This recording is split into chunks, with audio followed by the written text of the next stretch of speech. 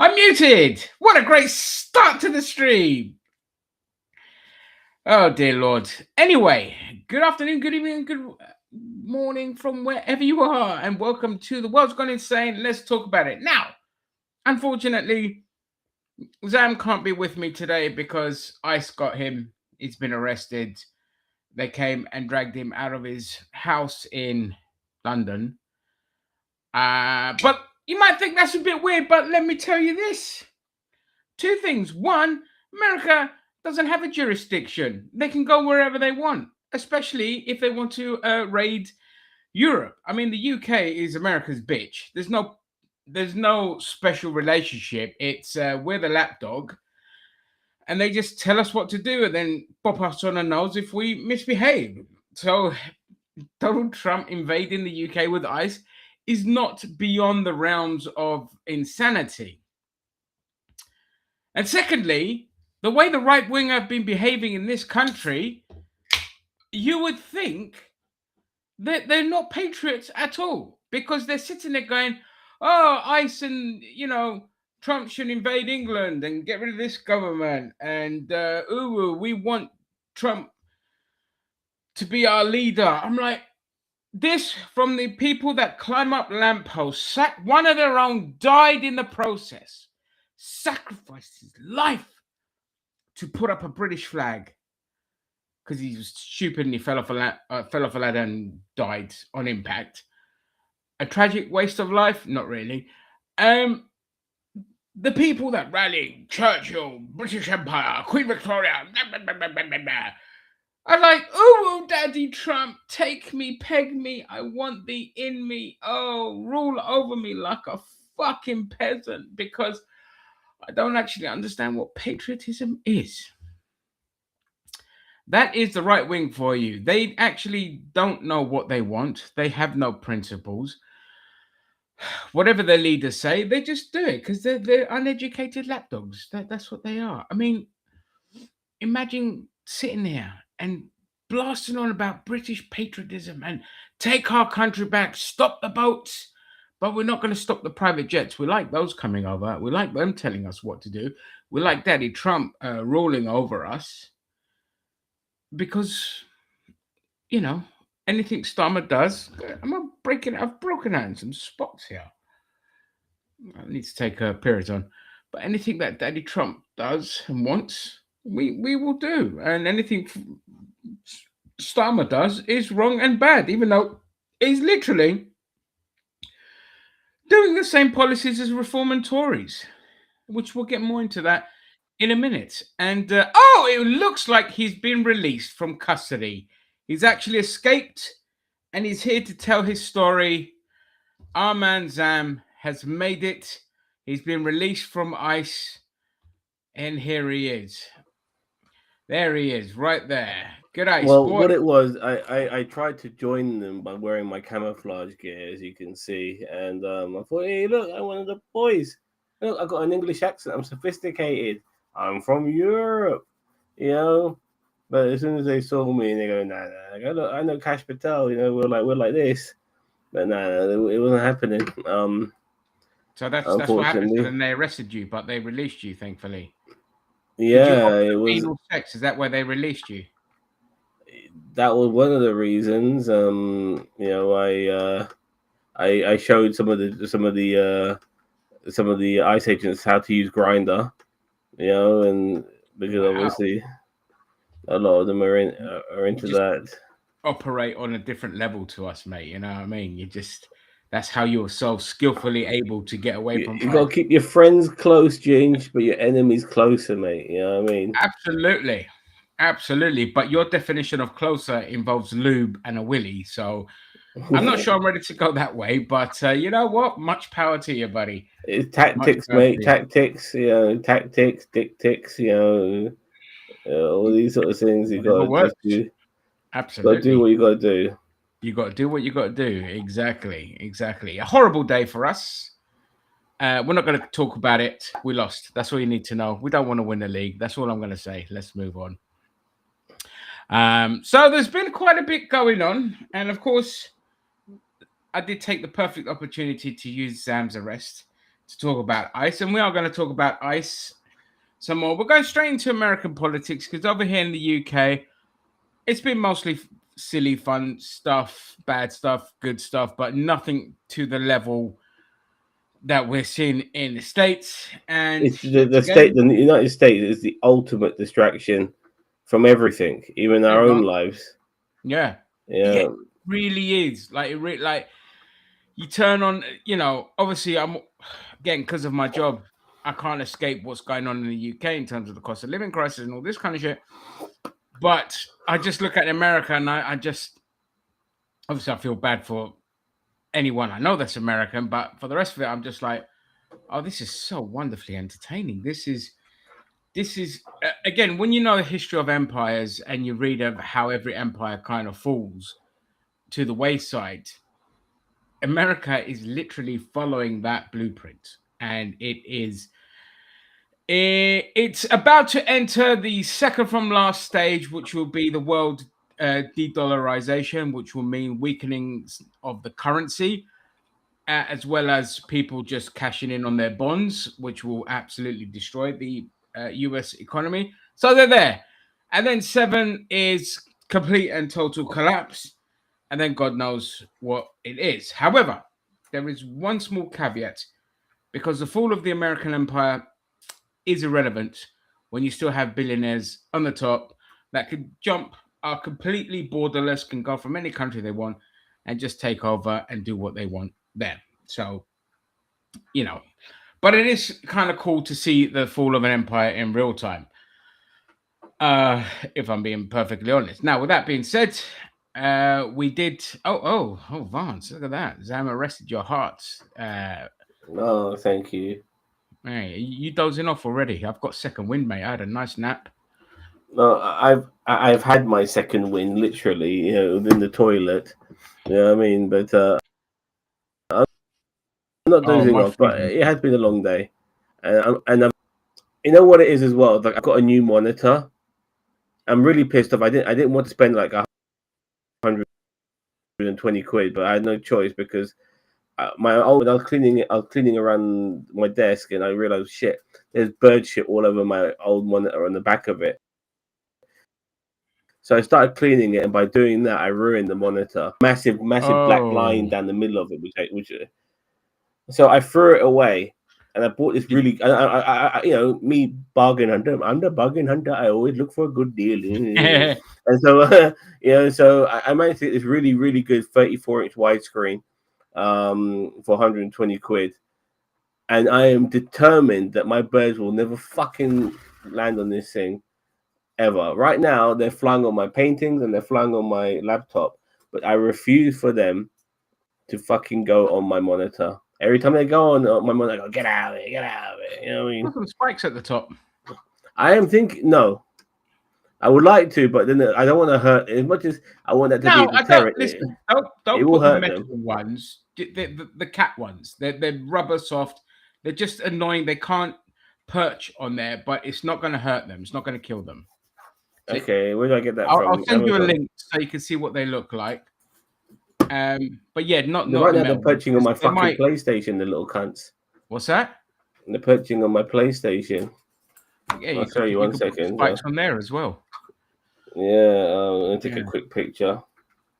yeah, and share it on the stream. The White House Rose Garden will now be watered with brand Braundos. Oh yes, last thing you want is shit in those vents. Yeah, get the fucking Braundo. It's what plants crave. I have no idea get what that means. out of here. Get out of it. Oh, now they're on my monitor. Get out of it. Come on, get out of it. There we go. All right. There you go. Yeah, There you go. How is the monitor anyway? Is it good? Is it all it's right? very good. It's very, for what I paid for it. I'm very happy with it. It's not curved. My other monitor was slightly curved, but this one's wide. Like it's like very wide. You know what I mean?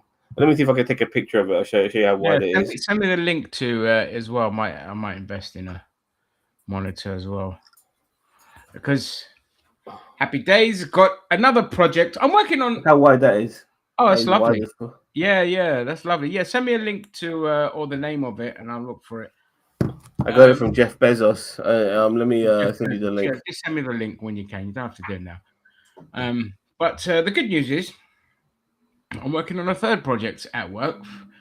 Sadly, all of the projects that I work on are not fun. They're fun. I like doing them, but they're not. The circumstances of which and the reason for them existing are not nice. Housing crisis, trying to help people with disabilities from being digitally excluded, other things like that, making sure people don't freeze to death or are made aware of different benefits and things that are available to them. So it's all that. So it's three projects I'm working on now.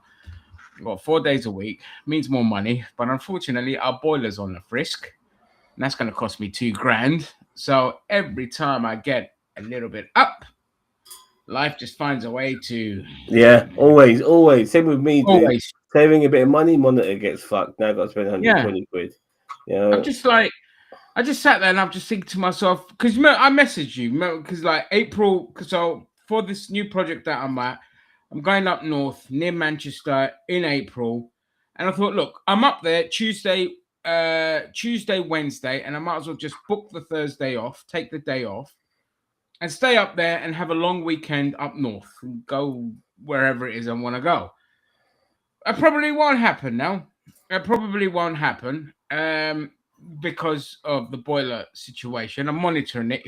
If it can survive until the end of May, it's just making noise. But if it can survive till the end of May, I'll be all right. I can have a little holiday. After that, that's fine. But I was getting all excited for it, and then this happened. I was like, it's always something. It's just life, For unfortunately. me, what upsets me the most is that I don't know what my future is going to be like regarding holidays, because it might, for me, a holiday will be just, okay, it's my day off today. That's my fucking holiday. You know what I mean? The But that's my idea of, holiday. Just sitting in my house doing nothing, and I enjoy it. You know what I mean? But I'm going to be up north, so I might as well go. no, I'm just saying that can I justify putting money towards this, that, and the other? Can I afford to spend on this? Can I afford to spend on that? Yeah. You know, those are the things I have to put into I have to think about when it comes Factor in. to You have to factor in. yeah, Yeah. exactly, so Yeah. No, I 100% agree with you. Listen, I haven't been on holiday since 2016, so it's 10 years since I've been. Now, granted, it's been 10 years since my health went to shit. But it's nowhere near as bad as it was, say, 4 or 5 years ago. But I haven't been on holiday for 10 years. I need to go to fucking Greece as well. So I'm really hoping that this project, because the other thing is there's changes coming to work. Obviously, I don't want to say, but there's changes coming to work that might affect that project later down the line. Hopefully, it doesn't, even with those changes. I'm fine. My job is safe. I'm just saying that the new project that I've got might be affected. And I hope not. I hope I at least get to do it up until at least the end of the year, because then I'll be able to afford a holiday, a I, proper holiday. I'm going to tell you something really embarrassing now. I'm very well traveled. That too. I've been to so many countries, James, maybe 16, 17 countries. I'm very Yeah, well same. Yeah. traveled, but at the same time, I have not been abroad. I've not left this. I've not been on an aeroplane since 2008, I think. Yeah, Wow. yeah. It's been that long. I think if I'm not sure if But there might have been something. I'm not to sound bad. Your mum was still alive then. Your dad could look after himself Yeah, back yeah, then. yeah. But at the same time, I'm starting to look after myself now, and it was a period as well where, like, like they were are moving on from certain people and all of that sort of shit. The old ties that you had when you're younger, they're no longer there, and people, we are talking what 17 years ago now. Like, people, at my age now. Back then, people were starting to get married and have Oh families yeah. and Mm, and shit yeah. like True. that. But after with myself, like I wasn't very stable, obviously doing all the drugs I was doing and everything else. But after that, when mum did die, uh I spent 12 years of my life looking after my dad. you know uh, it was so difficult to go abroad, the idea of it, because who's going to look after dad? My there's no way my dad will ever want to go up to Derby and spend a week or two there. He will want somebody from Derby to come down and spend a week with him. Who's willing to do that? Nobody, not Yeah. even my brother. He's got his own fucking family to look after. So and now I want to go. I'm itching to go abroad, but once again, money, fucking money. I mean, always about money. And you go on Expedia, you go on these websites. £800 to do all in, or £800. It's still a lot of fucking money. Is it worth me putting £800 on a trip to this country that I've never been to, or a city in a country that I've never been to? Is that worth it, or is it better just to save that money just in case shit happens? And Mm. where I am now, Yeah. it's I'm I'm there at the Yeah. moment. My niece, she's going to fucking Sri Lanka in a couple of weeks. She just came back from with her brother and a friend. She went to a wedding in Ireland, just after Christmas, before the New Year. She's been to like all over Southeast Asia, Japan, Cambodia, Vietnam, and shit like that. She's been to parts of America that I haven't been to. She's been to parts of Nice. Good Europe for I haven't her. been. Yeah, well traveled. Yeah, she's traveled. She's really, really traveled up, but she's lucky. But she's young and she's able to do all of these things. Yeah. She hasn't got sort of responsibilities you get when you get a bit older. It's it's like, yeah, it's difficult. And not just that as well, but when I was at a particular age in my life, like, who am I going to go on holiday with? Everyone I know is like fucking married with fucking kids. They can't fucking be doing that shit. You know what I mean? I can't be going on lads' holidays and all of these things on my own. Like it just felt Oh, wait. wrong. Have you never been on holiday on your own? Well, I've gone to places on my own where I know people. You know, Oh no. but I've done entire holidays. I did the whole of Europe on my own. I went to America on my no, own. I went to Israel and Egypt on my own, but I got to know people. But I was young. I was 24 years old. Yeah, You yeah. know what I mean? I got to meet other people who were in a similar situation to me. But now, at my current age, it just feels a bit weird. I would like to go on holiday with somebody. You know what I mean? Somebody like when I went to WrestleMania, Ray and I, we went together, and it was good to have somebody to bounce off. By the end of the holiday, I wanted to fucking kill him. But initially, at the beginning of the holiday, it was good to. I mean, because when you're with the same person for 7 days and you can't even get away from them, they do start to piss you off, even if it's your best mate. Yeah. But But you know, initially, like, it's good I mean, to. that's the Yeah. thing. So what I do is, um, because of like I used to go. One of the friends I used to go on holiday with, she just liked to sit at the beach and not do like much, and I can't sit Oh, still. is she white? No, no, she's Greek, man. She's Greek. Oh, that's white enough. Well, yeah, white. Well, she looks Egyptian, but yeah. She just wants to sit on the beach, tan, chill, all that kind of stuff. Whereas I like to explore, I like to go walking. I can't sit still, and that dynamic actually works perfectly because you're separated for long durations. You're not with each other, you know, on top of each other the whole kind of time. You just send a text message, everything all right, yes, fine, and then you just and I just fucking disappear for hours on end because I am very much like a random when I go on holiday. Like I'll just go off on my own and do random shit. And whether you're with me or not, I don't really give a shit kind of thing. Because I'm like, I'm on holiday. Great to do stuff together. If you don't want to, that's absolutely fine. Just go off, do our own kind of thing. And that dynamic works great. Yeah. Because I Actually, get that what you kind of mean. happened. Like, if you're with somebody like 24/7 for 7 days, and it's not like your girlfriend, your boyfriend, your partner, whatever. It's a totally different kettle of Well, fish. that kind of happened with Ray and I when went to Amsterdam. Oh, is that my stream Yeah, and starting down it's kind again? of my fault because I smoke weed and shag whores. Yeah, Ray wanted to go to fucking museums, Vondel Park, all of these things. And I just got too high. I thought, no, I'm sorry, mate. I can't. I just want to stay stoned and chill here and eat some weed biscuits and stuff like that. I'm cool here, bro. And I don't know if that pissed Ray off or not. To be honest with you, but Ray, he likes to he can walk. He really can. Good And lad. Yeah, and so like happy he went to Vondel Park. I would actually I want to come think about it. I want to go to Vondel Park. I wish I did. I wanted to go to this museum, but I wish I did. But I just got too fucking stoned, and I just stayed in the cafes and fucking all these lame hookers who honestly you're better off fucking a corpse than fucking these bitches, man. You know what I Oh, mean? mate. Listen, I've been. How many times I've been to Amsterdam? It's not that many. I think 2-3 times. And the first time I went, I lost. It was like the hangover. People had to tell me exactly what I did because I lost 2 days of my life. Because I was now granted, I don't smoke. At that point in time in my life, I was having one here and there. Uni. You're gonna do what you're gonna do. You're chilling at party, all that. So when I went to Amsterdam, I was just like, yeah, fucking do this, that, and the other. My body's like, what the fuck is going on? Kind of thing. At one point, I'm hallucinating, thinking I'm my dad. And then the next thing, I'll close my eyes open and thinking, right, lads, it's Saturday. What are we going to do? Like, what do you mean it's Saturday, mate? It's fucking Monday.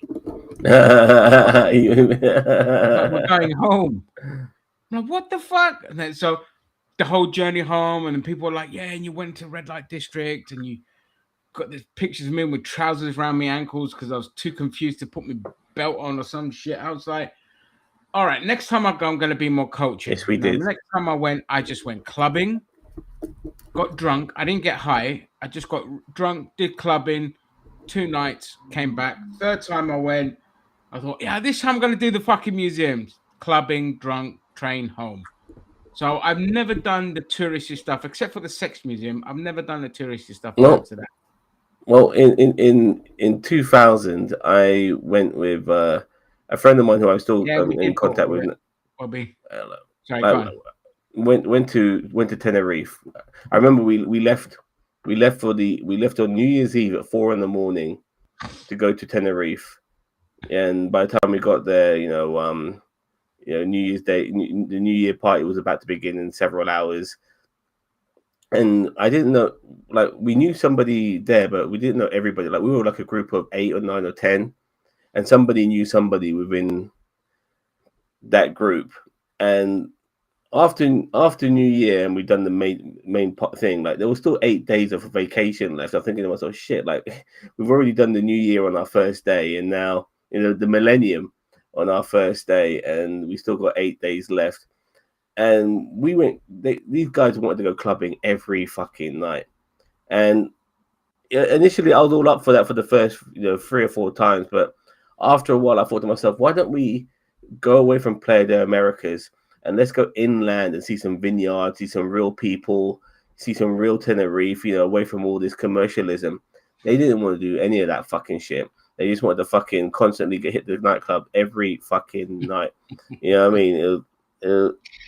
Yeah, it was infuriating. Like I was desperate to do. Get the fuck out of my ear, man. Yeah, I was desperate to do something different, but no, they clubbing. Like in Hong Kong, me and my cousin, we only the second from last day before we left. That's when we did all the touristy stuff. Before that, we were just fucking part. And to be fair, like we were partying because I blame the Hong Kong Brew Bar. This is your guys' fault because one night we went there and it was really packed. And so me and my cousin, being us, were like, the staff looked really stressed. So we was just helping them out, taking cups back, clearing tables for them, refilling the nuts because you get like nuts and all this kind of stuff. So we was helping them out. We thought nothing of it. We had a couple of drinks, all of that. The next day we popped in because we made friends with like Richard, the owner, and Sahil and all these kind of people. And we just popped in, say hello, and all this kind of shit. And Richard turns around, he points to me and my cousin, he goes, "These guys drink for free from now on." Oh, shit. Yeah. So, and we're going, we'll take a caipirinha. We liked that. It was nice. The caipirinha over there was like that much rum, half a pint of rum, and the rest was all the other stuff. Forget it. Every night we'll go in there, because we were saving money and we were going there getting absolutely drunk. And if we weren't going there, we were going to the Bulldog Bar, which was it wasn't in that area; it was a bit further down. And that one night we were there was because that one night we wanted to explore some of the stuff around there. It was like really nice, like architecture and history and all this kind of shit. But we go to a bar first. And the British Navy docked that day, and we're chatting to some girls. Now, I know straight off the bat that they're lesbians, and we're having great banter because my cousin is completely oblivious and he's flirting with them, looking like a complete fucking idiot. And so I'm just like egging him on, and the girls know what I'm doing, and we're just having an absolute laugh. We don't, then the lads come as well. So they buy us fucking drinks. We get absolutely drunk. And by the end of it, 10 days there, all we did was just get fucking drunk. And we did one day of touristy stuff. And then the same for Thailand. And it was like, right, that's it. From now on, when I go on holiday, I'm only doing the touristy stuff because no more fucking clubbing, no more this. That's when I went for that period of just going on holiday on my own because I was blaming others for being a bad influence. So everything else I did after that, I did the proper touristy stuff. I walked for like miles and miles and looked around and all this kind of shit because it was like you get bored of it after a while. You're like, okay, drink, clubs, and the music shit. Sometimes you can get a bit lucky. Like Ray and I, when we went to America to watch WrestleMania in 2008, we where was that one? Was that Florida? Yeah, that was the one in Florida. But we were in New York first. We spent a few days in New York, and we knew some people in New York, so they took care of us. Because it's always good to know somebody abroad, And we got driven around. It was really cool. We stayed in a hostel, and we couldn't get our 40 quid refunded, but we didn't care. We ended up staying at our friend's dad's house, and that was much better. Okay. I mean, privacy and stuff like that. But we had a really good time. Did a lot of touristy things, Empire State Building and all around here and there, Times Square, all of that. And then we went to Florida, and I couldn't believe our luck, Ginge. Like in our hotel, there was a fucking underground poker game, so I'm already buzzing about poker. Yeah, that's useful. Yeah, I couldn't believe my luck. And then we got talking to one guy, and he was an Englishman, and I forgot what his real name was, maybe Sean or Ben or something like that. But his nickname was English. Yeah, his nickname was English, and we got talking to him. Once I talked to him enough, I got the encouragement to ask him, yeah, can you get us some weed? And he did. But the funny thing is, Ray was playing poker on another table, and he got talking to some dude, and he got weed from him as well. So me and Ray, we both ended up getting weed, thinking we're gonna be really cool about it. I thought, but Ray shows me he's got weed, I've got fucking weed. You know what I mean? And then we've only got like 3 or 4 days left, and we've got all this fucking weed. Yeah, like shit, what are we gonna do with it?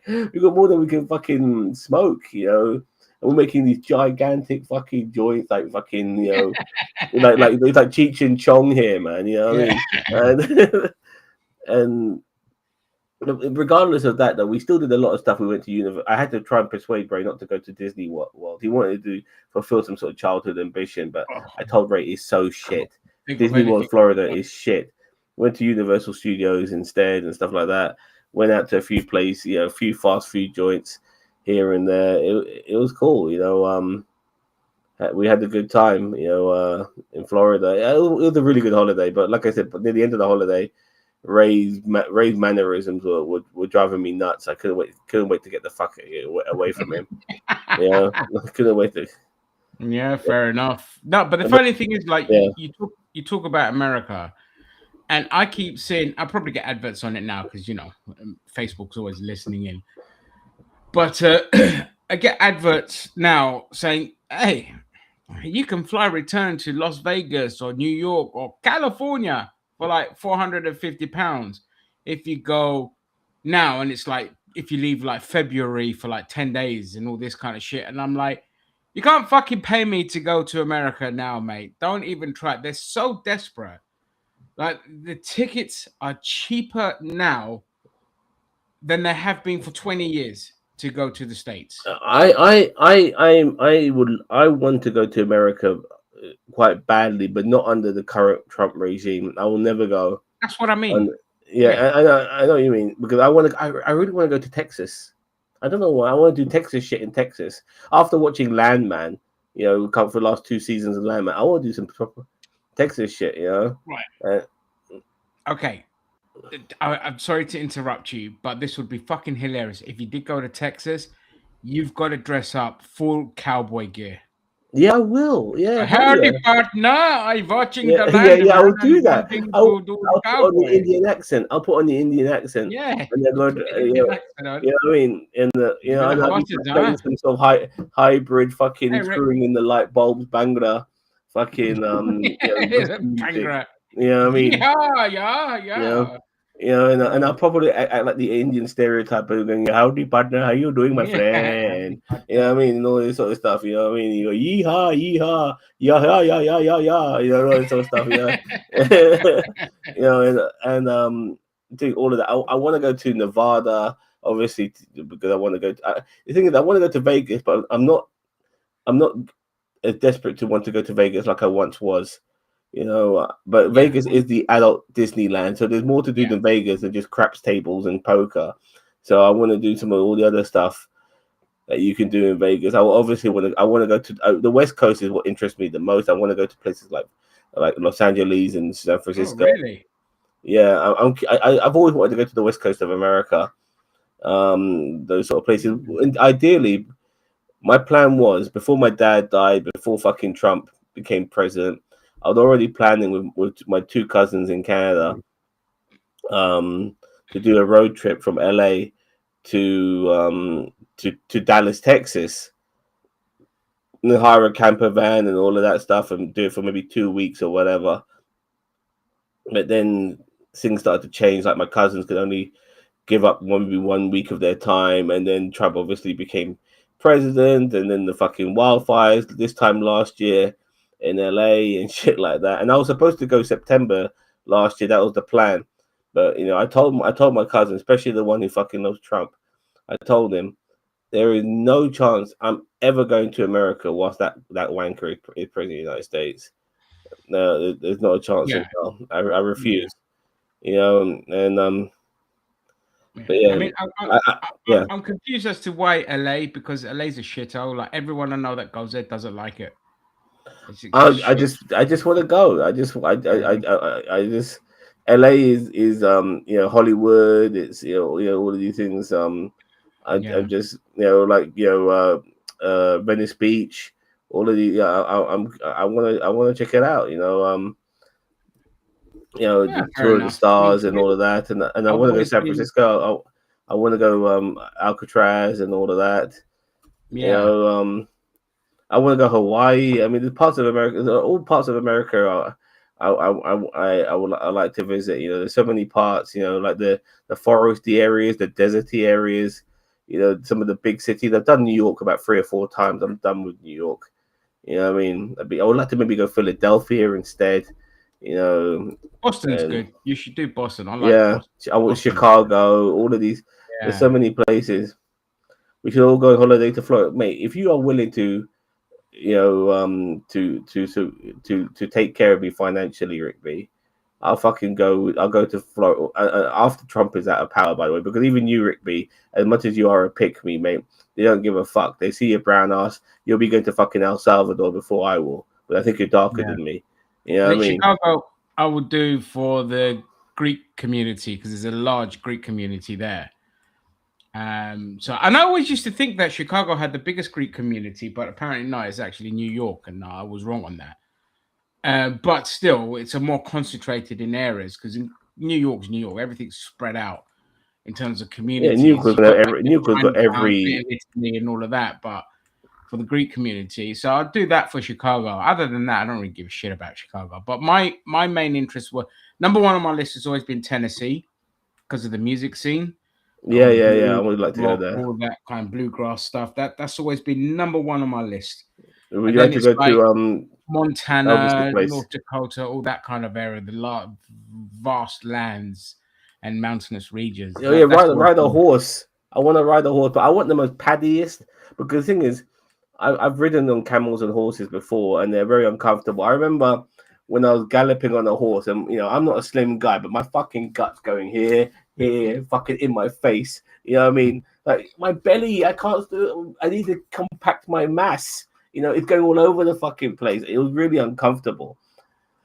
And then riding on the camel, the hump was so fucking big that when I got off, I couldn't put my legs back together again because they were so wide and shit like that. So if I am going to ride on a horse, I want it to be the most comfortable fucking horse possible. It needs to have that saddle needs to be like proper padded. Like I want cushions in that. I don't want to be sitting on a fucking piece of polished, varnished wood. I want a fucking padded up fucking saddle. You know what I What mean? you can do is get them lycra bike shorts underneath because they all have padding. Okay. You can wear those under your jeans, and you'll be perfectly padded. Yeah, well, I want to do that. I want to wear a cowboy hat. You know what I mean? I once hit Bill Street in Memphis and Bourbon Street, New York. Bourbon Street, everyone knows that one. Yeah, Yeah, Bourbon Street. We need to go there for the Mardi Gras. Oh my god! yeah. New Here's Orleans, some that's beads, another one on baby. my Show me your list. titties. Show me your titties. Yeah, That was a wonderful day for yeah.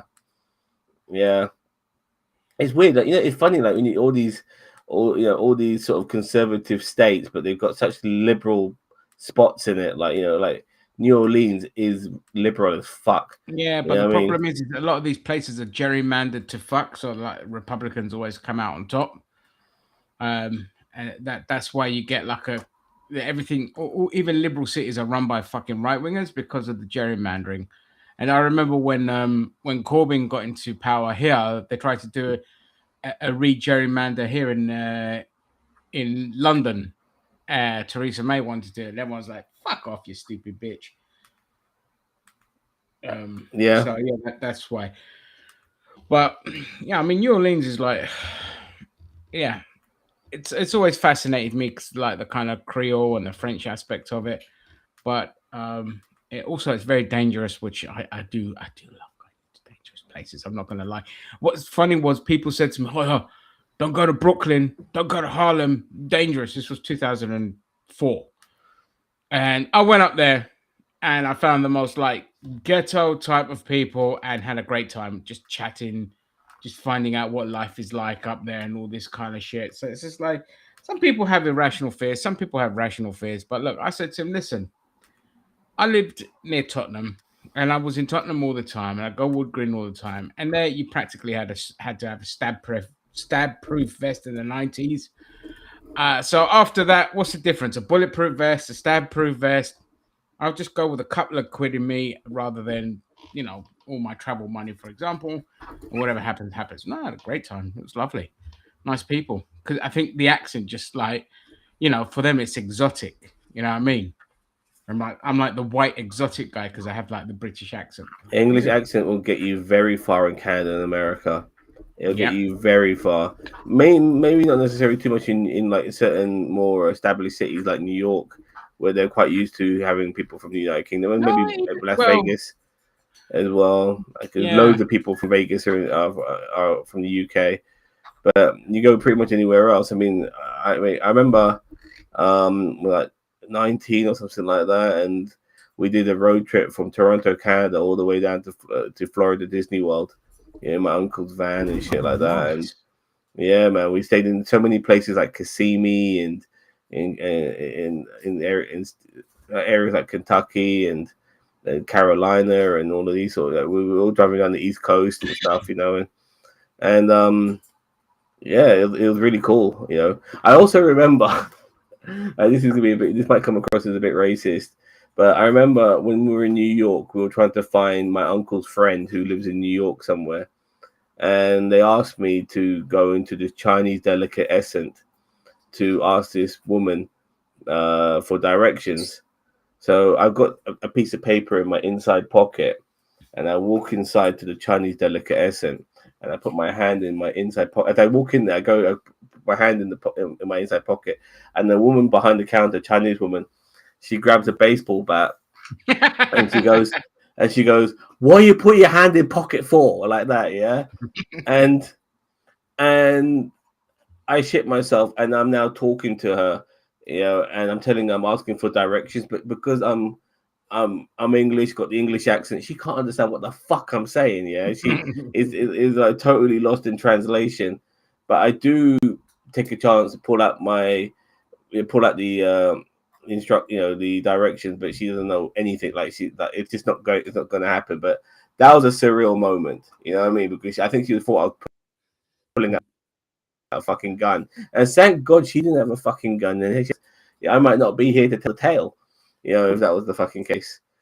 You Yeah, know, yeah. nice. But Jesus you just Christ. don't. You just when you're an English person, you don't expect to be getting capped in the fucking head.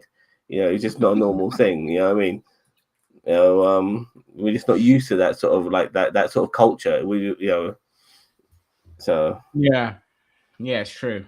But and no, I just to mean, quickly go on this rant, and then people tell me, well, you guys get stabbed, you're stabbing. And I told these same motherfuckers, yeah, you're right, there is a lot of stabbings in this country. Imagine if these motherfuckers had guns, it'd be far worse than it is now. yeah, You know what I fucking, mean? if we had guns were legal in this country, Jesus, we would have had 1,000 dumb blames by now. You know what I mean? And Because I tell people, people as well, you can get guns in this country, but it ain't as easy as to get it in your country. And there's a reason being because fucking guns kill people. It's as yeah, simple as that. yeah, exactly. Yeah, I mean, after Dunblane, we completely like restricted the rules and banned handguns and all this kind of stuff because it wasn't completely illegal to own a gun. It still isn't. You can have a hunting rifle in this country, but You can get police will you can go get around rifles and shotguns. having huh?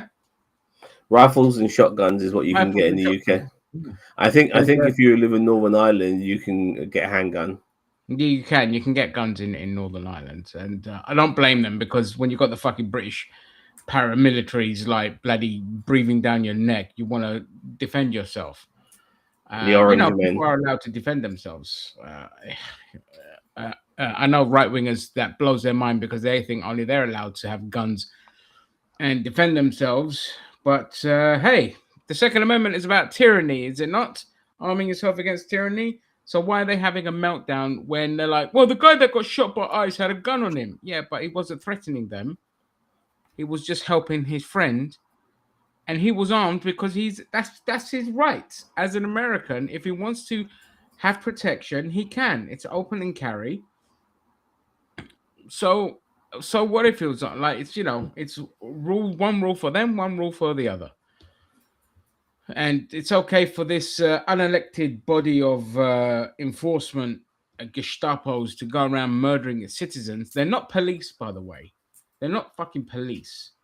They're They don't. supposed to be they're supposed to be, what do you call it, to check on immigration status. That's Yeah, the whole point. They're glorified bloody um check-in guards. I mean, they are. I mean, But they're given bad training, lots of money and ammunition, and they know what they're doing. This is their Gestapo. This is their brown shirts. They go around just beating up and shooting whoever they want. And here we are now. This is the third person that they've murdered. And I keep saying to them, like, again, I don't argue too much with right wingers because I'm just at the point now where they're just, most of them are just bots. So I just post a thing up like, you know, a good ICE agent is a dead ICE agent, or there's a thing where like the Attorney General in Virginia, I think, is going to try and bring into law to say that, yep, you can shoot ICE agents if you feel threatened by them and all this kind of stuff. So I keep resharing that meme and I don't get responses because it's either bots or they're like, oh shit, kind of thing.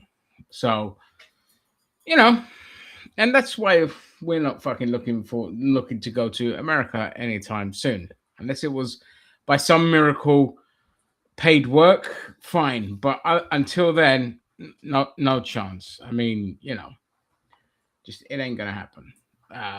But it's so fun to fucking see what is happening over there. It's like fun and morbid, but it is. But what I don't like here in the UK is, did you see this, Sam? Did you see like how the right wing, after the whole Greenland fiasco, they're like, "Oh, I wish Trump would come and invade England, get fucking Starmer out. I'd love to be ruled by Trump. Oh, he's our president." I'm like, what? Patriotism? Hello, patriotism doesn't mean being America's 51st state. They don't. Yeah, It mate. means They are white self-determination for your own supremacism, man. country. Huh? It is everything is veiled, because what they all are white supremacists. They don't give a fuck about anything. Like right now, Donald Trump, he did the one cardinal sin that he made fun of our troops. Yeah. He disparaged them. He said that they went on the front lines, but we lost like 457. Was that the amount of troops we lost? And not just that was just the British troops, right? The Danes, the Dutch, and various other NATO allies. They lost Yeah, soldiers. Canadians, they lost troops as well. You Yeah. know, and Trump is so stupid thinking that NATO will never be on their side when they need them. Well, they were there for that, fucking idiot. But he's just too stupid to realize these Well, things. he's just But stupid anyway. He doesn't re- read. He can't fucking read. So yeah. But the point is that he did this cardinal sin, but he's still going to get lots of support from people in this country. Like Nigel Farage is still standing by him. If Joe Biden said the same thing, Nigel Farage would be down Joe Biden's throat. You know what I mean? Like like something sexual. But regardless, he listen, mate, you'll end up deported back to India. yeah. So But the point is that he made fun of our troops. Nigel Farage doesn't give a fuck because he's in Joe Biden's corner, and a lot of these people don't give a fuck. I mean, they never gave a fuck about the troops or anything like that. They don't give a fuck about things like the Second Amendment. With like this guy, the guy who got pew-pewed the other day, he was carrying a gun, but his gun was taken off him before he was executed. They don't give a fuck about it, but they're saying, "Oh, yeah, the gun on him, he deserves to die." I mean, these are the same motherfuckers who fellatio over the fucking Second Amendment all the fucking time. They want teachers to carry guns. They want everyone to fucking carry guns. They want babies to fucking carry guns. A fucking nurse carries a gun, and all of a sudden that's a big fucking deal. They don't. They're hypocrites. They don't give a fuck about the troops. When it comes to fucking gay troops and trans troops and stuff like that, they wish they were dead. They don't give a fuck about them. They don't give a fuck about their service or anything like that. They don't care. If you're a military member with a difference of opinion, you're maybe a liberal lefty military guy. They don't give a fuck about you. And we already talked about the homeless the other day. So they many don't even homeless care about fucking troops. troops.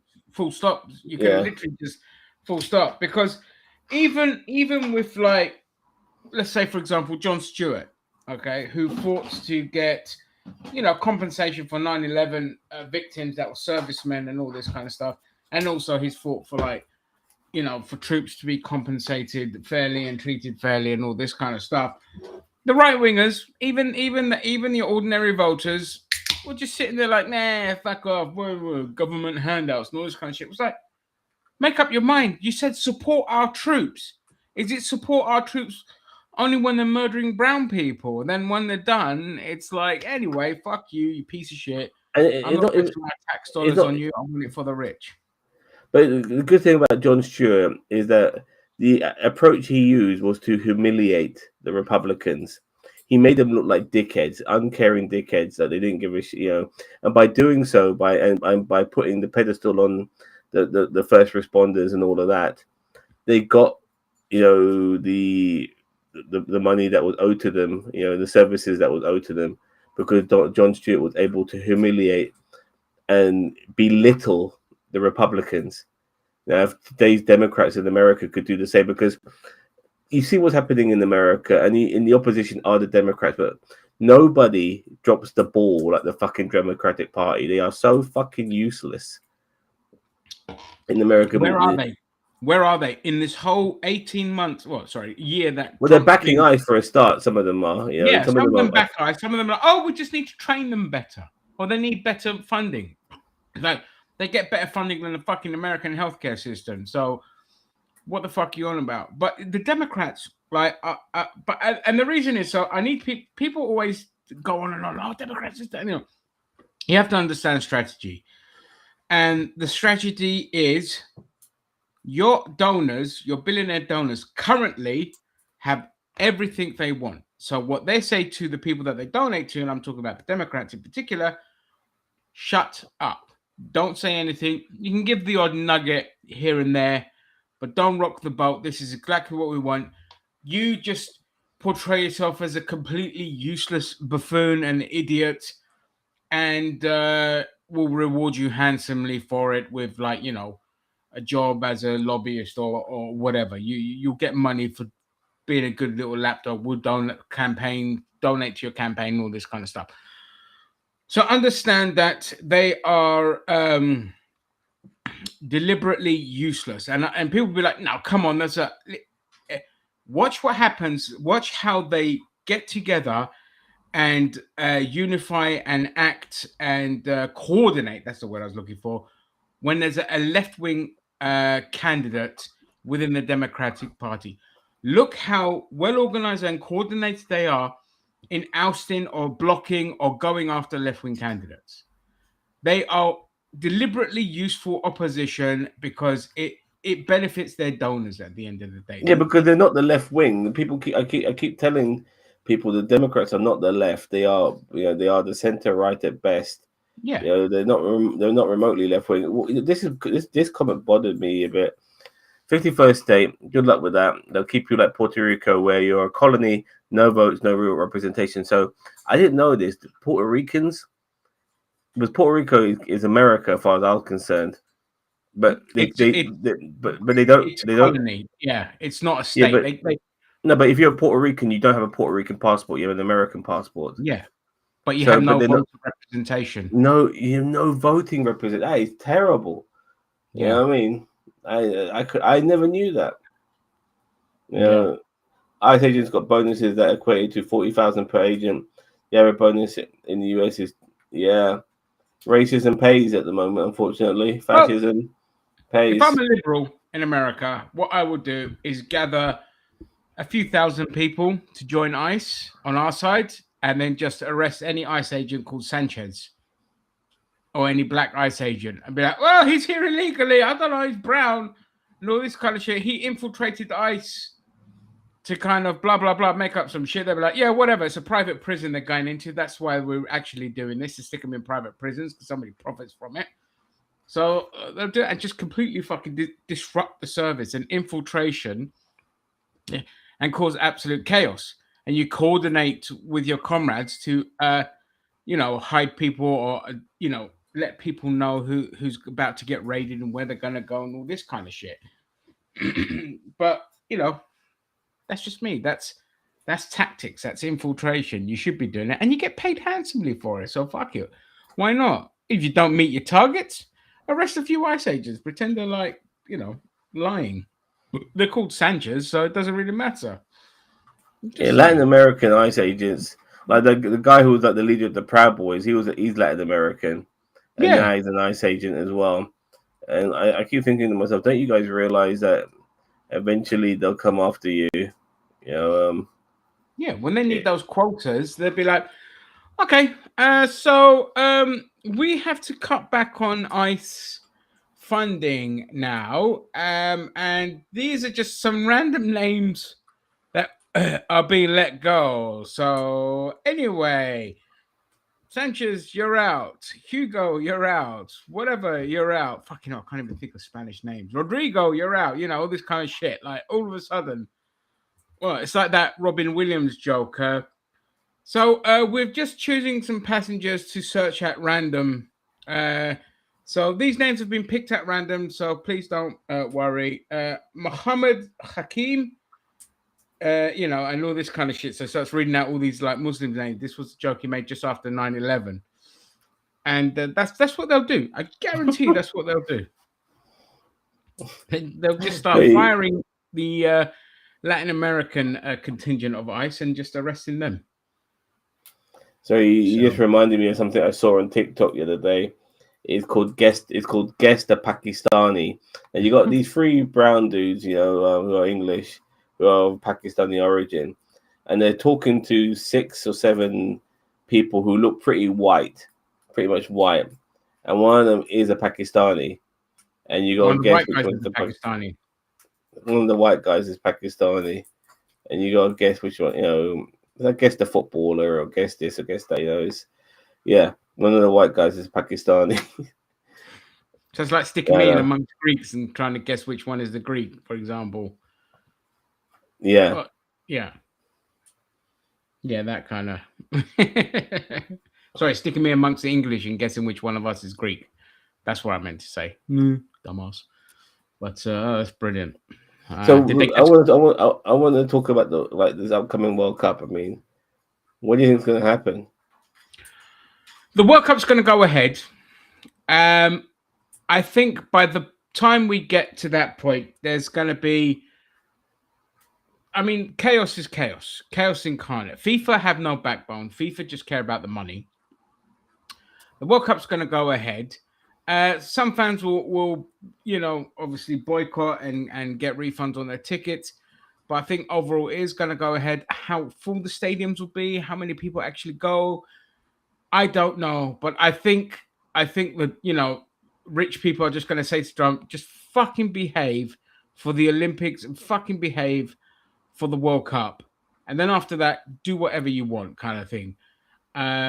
So yeah, I think it's going to go ahead. However, the fallout from that is going to be pretty interesting to see because a lot of fans right now are saying, we FIFA, everyone at FIFA needs to step down. They've stabbed us in the back. And I'm like, they did that when they let Qatar fucking host the World Cup and when they got exposed for all the corruption. But then the new guy comes in and he makes Sepp Blatter look like a fucking angel in comparison. This guy's so corrupt. Fantino, whatever his bloody name is. Like, so yeah, I don't know. What do you think is going to happen? I think there's going to be a lot of empty stadiums for a start, but Mm. there's so many variables you got to think of. Like for a start, there's several countries that have qualified for the World Cup are banned from being in America. Iran is banned, Ivory Coast, Senegal, to name three. Maybe a Latin American country. I think maybe possibly Panama. I'm not 100% sure. Panama's in our group, by the way. We got a really tough group in Panama, Ghana, and Croatia. That's not an easy group. But That's not an easy regardless, group. And out of all of those, like Panama's the one to be careful with because they South American clubs are so fucking dirty. And I remember last time we played Panama, they were shockingly dirty. Like half that team should have got sent off. So it's more about injuries to our players that I don't want. So yeah. But anyway, we're not going to go down the football rabbit hole. World Cup rabbit hole, definitely, because that is, yeah. I mean, it is. There are a lot of variables. And I did say, like, one of those, the stadiums probably won't be as full, or they'll just bust people in like they did in Japan and Africa, South Africa, where they just bust people in to fill up the stadiums. So yeah, there is that aspect of it. For me, I can't wait. It's going to be interesting. The morbid curiosity, especially for the World Cup, to see what happens. Like, let's say, for example, so Iran are playing, so a bunch of Iranians that Persians that born in America, live in America, go and watch Iran play. Are ICE agents just going to wait by the stadiums because they did threaten to do that? They did say they're just going to wait by the stadium and check on people. Are they going to do that for every non-European and non-North American club? Going to wait by the stadium and raid and arrest them? Like, it's just that morbid curiosity. It's going to be the well, most I mean, for instance, entertaining. with the Super Bowl, apparently ICE agents are going to be all over the fucking Super Bowl. That alone, but it makes no sense to have ICE agents at the World Cup because the fans are foreign. Yeah, but it's America, mate. They're not exactly smart. Like, you're here Yeah. illegally. No, I'm here on holiday. There's a big difference. It's the same shit. Go to the private prison that we need to fill up. So yeah, I can't fucking wait. I really can't fucking wait. I'm really like, yeah, just curious to see. There's no way they're gonna boycott the world. There's no way that FIFA are gonna change course. I mean, they could literally do it in say the UK, Scotland. The UK. So that will be Scotland, England, Wales, and say France, for example, tomorrow. Literally tomorrow.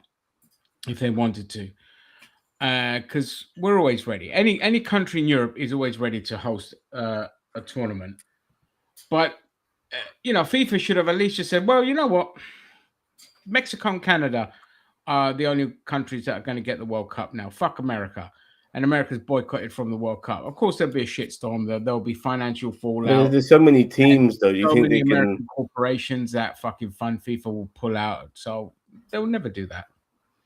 No, but there's so many teams. I mean, are they capable of hosting the World Cup without America? Yeah. Papieren bitte. Yeah. That's how they say it in German. In And America, also, hey, give me funny your enough, papers, please, Bob. the English team, the Germans, the Spanish, and the Danes, obviously, they said that if America does invade Greenland, that these countries will boycott the World Cup. They should anyway. They should just fucking pull out. At the end of the day, I mean, it's the thing is as well, Zam. It's a bigger World Cup. It's a bigger World Cup. There's more teams. It's Yeah, gonna go on for a bit longer. It's like, fucking football never ends. There's never like a week without it. We did winter breaks for a bit here, and now we don't do them. We stopped again. It never fucking ends. And then longer tournaments, bigger tournaments. So you know what I would do? I would get the players to just fucking strike over the World Cup. Just fuck it. Just go on strike. And I say this purely so that most of our players can get rested and have a fucking holiday. But that's just me. So yeah, that's the World Cup. It's going to be interesting to see what a guan there.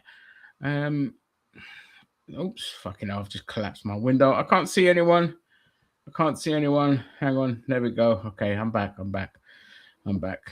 What happened to the comments? There they are. They're right there. Papers, please. Right, okay.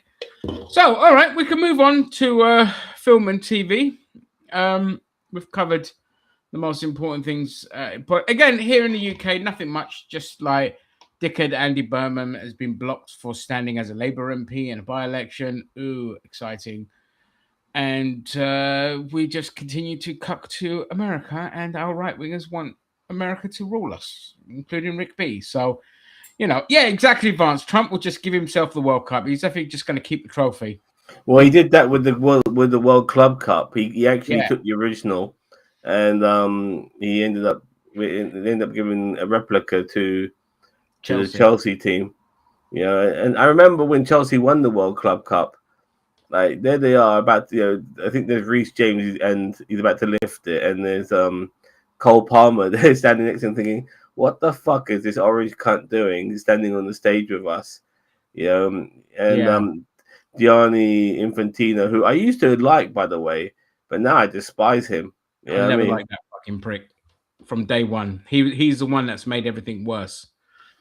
Well, he tried to push Trump out the way, but I like what the Chelsea fans did. The club did is like, if Trump is not going to move out the way, we're going to move in front of him, and they kind of drowned him in their crowd of players, so he couldn't be seen. But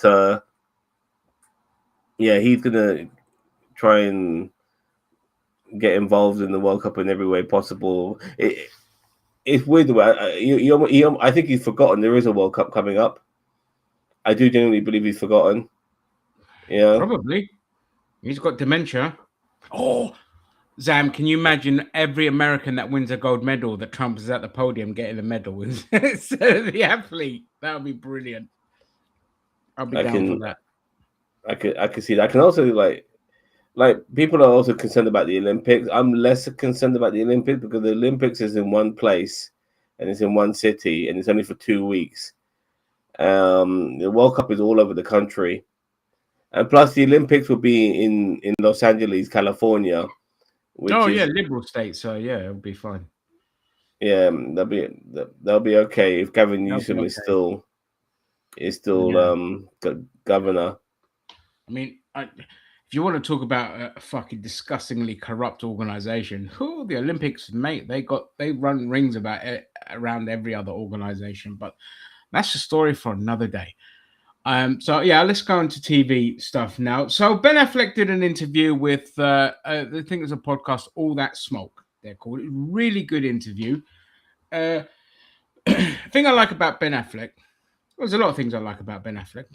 His politics, his persona, his fuck you attitude, but he's also the number one thing I do love about Ben Affleck is he genuinely gives a shit about every person that works in the film industry, from catering to the actors, everything. Okay. And so in this interview, he's talking about how him and Matt Damon did a deal with Netflix, and how in a kind of compensatory package to people that work on their films, like if they hit certain numbers, they get like bonuses and all this kind of shit. It was They're really blue collar fascinating. guys, man. They're Harvard educated, but they're blue collar guys. They're blue collar guys. They understand, Yeah, like I mean, Matt Damon's mum's a fucking teacher. yeah. Matt Don't come. Damon. Yeah, I like Matt Damon. He's Yeah, broken. Yeah, yeah. He's a Zionist, but you know what I mean. You can't win them all. Again, I damn. don't hold Wish you that. never told me that. It doesn't matter, mate. Look, listen. At the end of the day, I don't hold everything against. Like, I don't expect everyone to be perfection in this area. So, Mark Hamill is a fucking Zionist as well. You know what I mean? Yeah, I know So, about that. again, look, they've grown up in that environment. They don't know any better. It's when they start waving the flag around and openly supporting Israel and all this. Okay, Mark Hamill did actually do that, but he got a lot of pushback, so he's very quiet on that now. So as long as they don't go around saying, I support Israel, I'm a Zionist, and all this kind of shit, they're just still brainwashed from the past. Fine. Nobody's fucking perfect. You know what I mean? Like, people chastising Bruno Mars because he went and played in Israel. I'm like, don't care. I still fucking love Bruno Mars. Bruno Mars is just an angel, so he can do no wrong in my eyes. So I don't hold that against them. But the the offset to that is, yeah, they genuinely care about working class people. They genuinely care about people that work in the industry. But the question came up about AI, and in that, Ben Affleck said, for certain things, I support AI, but it goes, what we don't want to end up is in a situation where AI just, you put it in charge of everything, or you just use it to create an entire film. It goes, no, for areas where it can really help with cutting costs, like CGI, absolutely. And that's why I agree with him, because as much as I want to back people that work in, special effects and all this kind of stuff, you've got to understand it is the one industry that has always evolved. It has never stopped evolving. If you go back to the early years of cinema until now, people said the same thing about computer generated graphics. People were always like, oh, it's never going to work. It's taking away jobs. It's going to be the future. And yes, one industry suffered, but another industry grew. And with AI, it's another industry that's going to grow, and it's going to be, I hate to say it, a smaller one and a less expensive one. But if you look at, say, for example, I could take what me and Zam are doing now, okay, take this clip, and then the next frame, I can cut it to the camera, zooming out, and me and him in a sword fight against big dragons with massive cocks if I wanted to, okay? That's the thing you do. And I could do that on my computer at home, and my PC is not that powerful, but I could still do a 10-second clip. It'll take about half an hour to make that. What did that cost me? Fuck all. It costs the environment a lot, but we'll get to that in a minute. What I'm saying is, it makes perfect sense for the next evolution in special effects to be AI. And I've said it with gaming as well. It just makes sense. And what it does then is, if a film that costs, so a Marvel film, it costs, what's the average Marvel film budget? Is it 200 million or 400 million? It's around there. I have no idea, but let's go 200 million. Okay, let's say 200 million. Most of that budget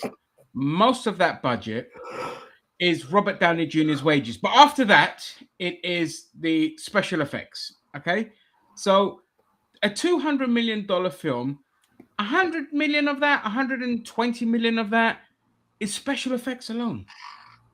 So if AI can save you 100 and something million then it's a no-brainer. I'm sorry to say it, but at least this way you'll get more back. You'll get more films out of it because they have each big blockbuster will cost a third of the fucking money that it costs to make now, which means you'll end up with more. And yes, it will come at the cost of jobs, but then CGI has always special effects have always cost jobs as it's evolved, and then a new industry is born out of that. I'm okay with it there. I'm not okay with it for writing. That should be absolutely banned, even for tidying up scripts. If you cannot fucking write a script, I have dyslexia and ADHD, and I can write you a perfectly good script in a week or two. All right, it's not an issue. I don't need AI to fucking tidy up. If you need AI to tidy up a script, then you're just not cut out to be a script writer. So I don't believe that AI should ever be used for script writing. I don't believe it should be used to replace actors. So a good example, Zam, and I'll jump in and get your thoughts on this afterwards.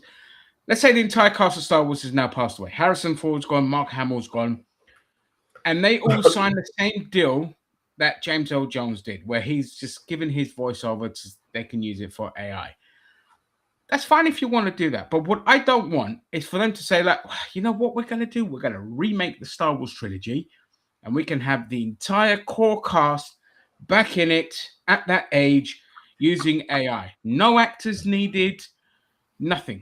So that massive blockbuster will have none of the core main actors in it, which will cost actors jobs. So in that area, I'm against it. And before I move on, Zam, your thoughts on what I've just said? Well, regarding that last bit you said, I take it from a different perspective. If they wanted to, I mean, they've already done Peter Cushing, for instance.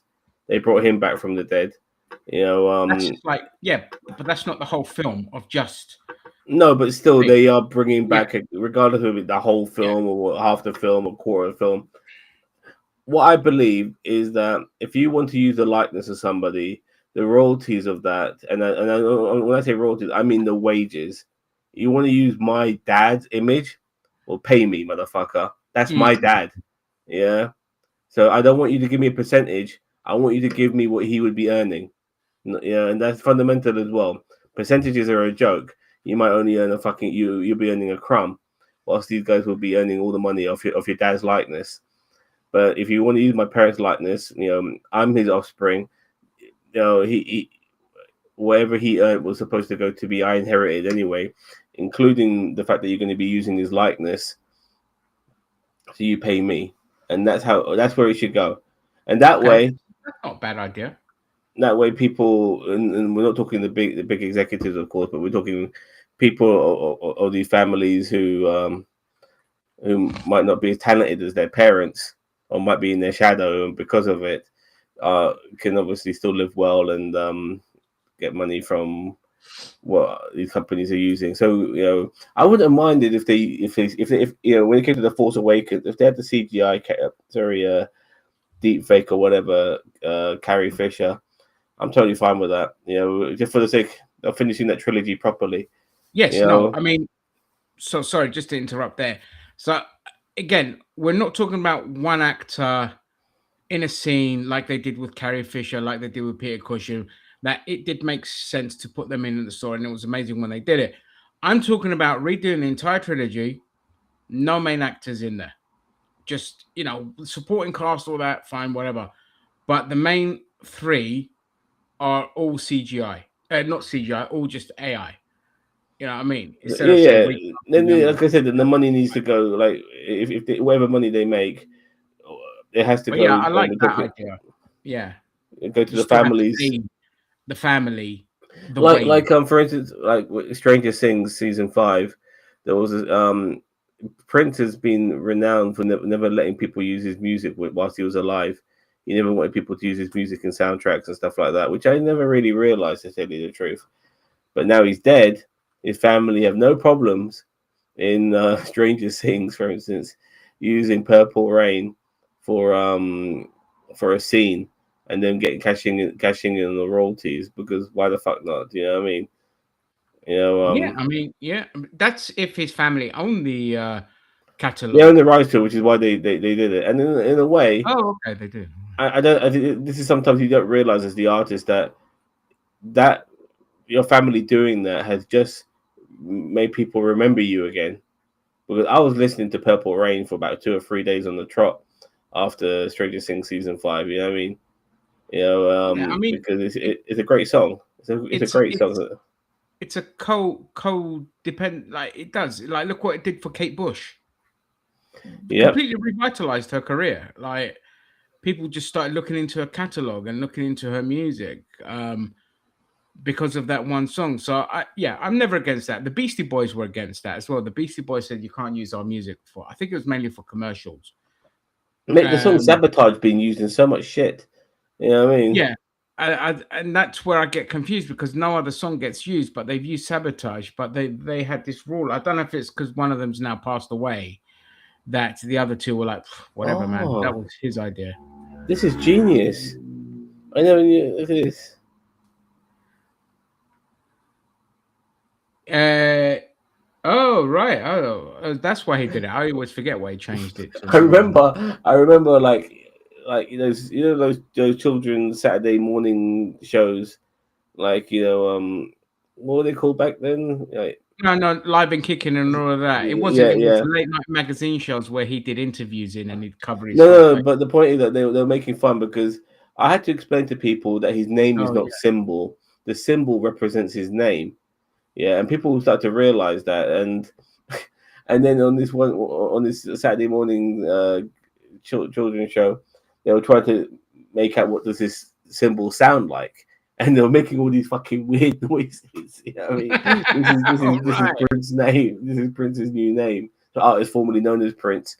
This is how you say his new name with this symbol, and yeah, that made me laugh so fucking much. It was brilliant. Brilliant. Yeah, I remember that whole fiasco. I think it was both him and George Michael that had issues with Sony music label, and they both wanted out of their contracts and all this kind of shit. George So Michael, he did his mate, Andrew. What was the guy from Wham? yeah. Oh no. Yeah. Any other time I could tell you exactly what it is. But the point is, his Andy mate from Ridgely. Wham, who was a failed racing car driver. Um, he uh, he let him earn the royalties from all the songs that they wrote as Wham, and which was a nice touch by him.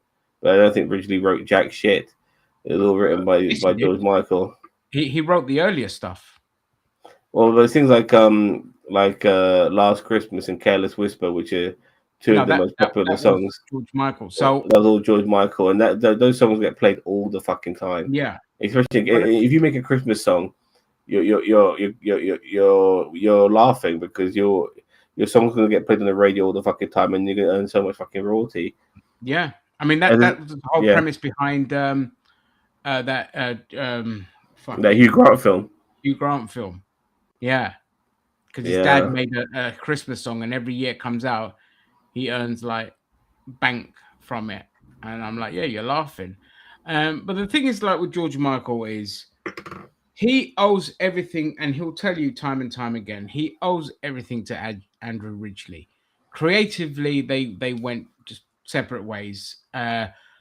But he will always say, he goes, if there's no Andrew Ridgely, there's no Wham, there's no George Michael, because it was Ridgely's idea. Ridgely was the one that, you know, really brought out the confidence in George Michael to get him to then start writing his music and all this kind of shit. And it's a fact, like if you haven't watched it and you have Netflix, go watch the Wham documentary. I'm a huge Wham fan. They're one of my all-time favorite bands. I love George Michael, like with a fucking immense passion. The guy was just his music was phenomenal, but he was like fucking behind the scenes. He was an angel, a horny angel, but an angel nonetheless. The amount of stuff he would do for charity, the amount of stuff like constantly, and he wanted no one to know about it. He wanted no one to know about it. And what did our press do and the Americans do? Just shamed him for being gay. Just shamed him for being gay. That's all they did. Because that's all we do in this country. And George Michael's a fucking saint. Um, So Yeah, like yeah, he had the incident where he got caught. Apparently, he got caught wanking in the toilet for some reason. I don't know how real that story is, not but wanking, sex, just having sex in the toilets, which is normal for we're talking gay glory men. hole sex. Yeah, yeah, or just sex in the cubicles. Okay, because that moment gave him the inspiration to write the song outside. Awesome. Yeah, and the police officer tried to sue him for trauma and all this kind of shit. He turned And him that, gay in the video. yeah, that incident made George Michael a lot of fucking money. He always says that he goes, ironically, he goes, that was the best thing that ever happened to me because I did it outside and it did really well, and it revitalized my career, and I was, kind of free to come out and all this kind of shit. And it's always quite funny. Like you try to think, oh, I'm going to do the moral thing and arrest you, you degenerate, and then people are just like, no, no, we support the degenerates, and just helps rise their popularity. So the funny thing is, so I did a house in Fulham, which was literally across the road from Craven Cottage. And the day, oh, it was a nightmare to park because the day we were doing it, it was a Saturday and they were playing Liverpool of all bloody teams. Anyway, there was no toilet in the house because it was like a building site. But thankfully, there was a toilets in the park there. And that toilet in the park by Craven Cottage was a notorious hotspot for gay Tory MPs. The amount of them that got caught, got arrested. So if you ever read old stories from the 80s, I can't remember who exactly, but there was old like gay Tories that were getting caught and arrested for having sex in the park. That was the park. And that was the toilet there. So I was just like, oh, it's a great bit of British history. Let's celebrate That it. and Hugh Grant getting a blowjob A from prosy. an LA prostitute. Um, yeah, Yeah, I remember the joke after that. It goes, um, um, what's the difference? Oh, what's the similarities between a college student and an LA prostitute? They both know how to blow a grant. Yeah,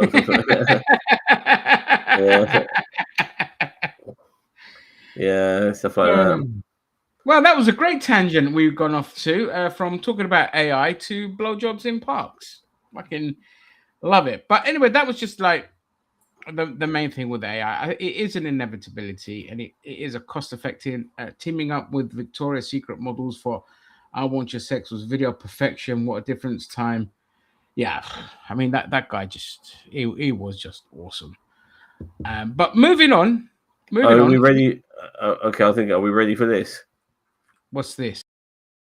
It's Zam's TikTok treasure!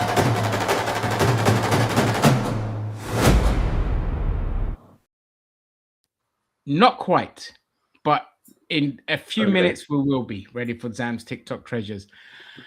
Masters of the Universe trailer dropped, and I was pleasantly fucking surprised with it. I'm not gonna lie. Yes, it's box standard, generic looking thing, but I didn't expect there to be such a budget behind it, like to look so epic, like with the big like CGI fights and all this, and all the characters that are in it. And Skeletor looks the fucking dog's bollocks. Sadly, it's Jared Leto, Well, at least but it's not Jared Leto looking. It's just maybe just his voice. And how that fucker keeps getting work is beyond me, man. oh mate, it's beyond me. But I guarantee you, because it's Jared Leto, they're gonna show his origins when he was Keldor, and so he had the blue face and all this kind of shit. So I guarantee you, we'll get a flashback of Keldor as Is well. it, I'm just not with you on the excitement of it because I do feel that this film is going to be mainly Adam, not He-Man. I think we're going to be majority. We're going to be. 100%. It's going to be mainly Adam the whole fucking film, and we're going to spend a good third of it on Earth, in my opinion. Yeah. And then I to a degree I have no problem because people forget Adam He-Man, however you want to look at it. He's half human. You know what I mean? His mum was an astronaut who ended up on Eternia, and she ended up being the queen of Eternia after falling in love with the king. And so that's how he'll obviously be on Earth because through his mum. And it looks like from the trailers, it looks like they're playing on that. But it looks too much like Thor Ragnarok. It looks too much like Guardians of the Galaxy for me. You know, all these vibes and colors and stuff like that. Also, another thing that's bothering me, Tila, is she white in this? No, she's mixed race. Okay, Because her good. dad, Man Okay. at Arms, is black. But Men at Arms is her dad. Yeah. And is the sorceress was shown in this? Yes, she's white. And she's okay. Fair enough. Yeah. If they're gonna That's play on that as well, even though the actress playing her is Spanish or no, Hispanic. fair enough. Yeah, it depends. I mean, Spanish is white. You are if you Yeah. go to Spain, they'll say we're white, motherfucker. We're not Yeah, Latino. but I don't like I don't like the look of Tila at all. That washed out shit red hair. Like, I get really fucking pissed off when they don't put like natural gingers in films, or they recast them and all this kind of shit. Cause like, wait, we're a fucking minority as well. We did get abused. Like South Park made a whole career out of abusing gingers. Firstly, but the only criticisms I had from what I saw. He-Man I doesn't don't look like jacked how enough. Roboto looks, and I don't like how Tila looks. I don't give a shit about Man at Arms. It's Idris Elba. I like Idris Elba. So Yeah, Idris Elba looks great as Man at Arms. I just Yeah. don't think He-Man when he finally reveals himself as He-Man, he doesn't look jacked enough. You know, he looks a bit Yeah. too lean for my liking. Yeah, that was always going to be the way, unfortunately. I mean, Dolph Lundgren wasn't like jacked. No, either. but he had something. He had a physical presence. He was a tall guy and all of that. You know, and he was reasonably muscular, more muscular than this dude. Oh You yeah. know what I mean? Well, that's So steroids back then. You know what I mean? I'm just a part of me is not feeling it as much as everyone. It's amazing how many people are on board with this. You know, Yeah, look, I'll say exactly why I'm on board with it, because people that know me will be like, "How the fuck are you on board with this?" I have no skin in the game. I'm not a big He-Man fan. The first time I fell in love with He-Man, enjoyed it, was the 2000 and one or 2000 cartoon, which was genuinely really fucking good. I hated the 80s cartoon. I thought it was corny shite. The toys, I didn't really like the toys that much. I think I had like He-Man, Skeletor, Tila, and like Cringer. That's it. I didn't really have that many of the figures. I was a whore for G.I. Joe and Star Wars and all this kind of stuff. no, So we called it Action Force. yeah, Action Force. But you see, the funny thing is because I bought most of mine from Greece, and in Greece they were called GI Joe, and that's why I Okay. was the only kid in this country that was still calling it GI Joe because of Greece. Yeah. And but yeah, Action Force. So I never really cared about Master Universe, so I have no skin in the game. Thor and Thor Ragnarok I fucking hated because I love Thor and the story Ragnarok, and they butchered everything, and they butchered Planet Hulk, which was the most unforgivable part of it. So that's why. And people are like, yeah, it's giving me Ragnarok vibes. And that's why a lot of people like it, because don't forget, the majority of people love Ragnarok. Now, story, I know exactly how it's going to go. That big epic battle is going to be at the beginning. The mother's going to evacuate the son, hide him on Earth. And then after that battle finishes, it's going to cut to him on Earth. Then we're going to deal with the Earth stuff. And then it's probably going to cut. I need to find my place. You know what I mean? Oh, I feel like I don't belong. All of this. All that. I'm an outsider. I don't belong. I remember what I saw when I was a kid. These weren't dreams. And it's like, well, of course you remember what you saw. You were like 7 or 8 when you fucking. And then Tila comes and goes, "Oh, He-Man, it's me, Tila. You remember who you were and all that."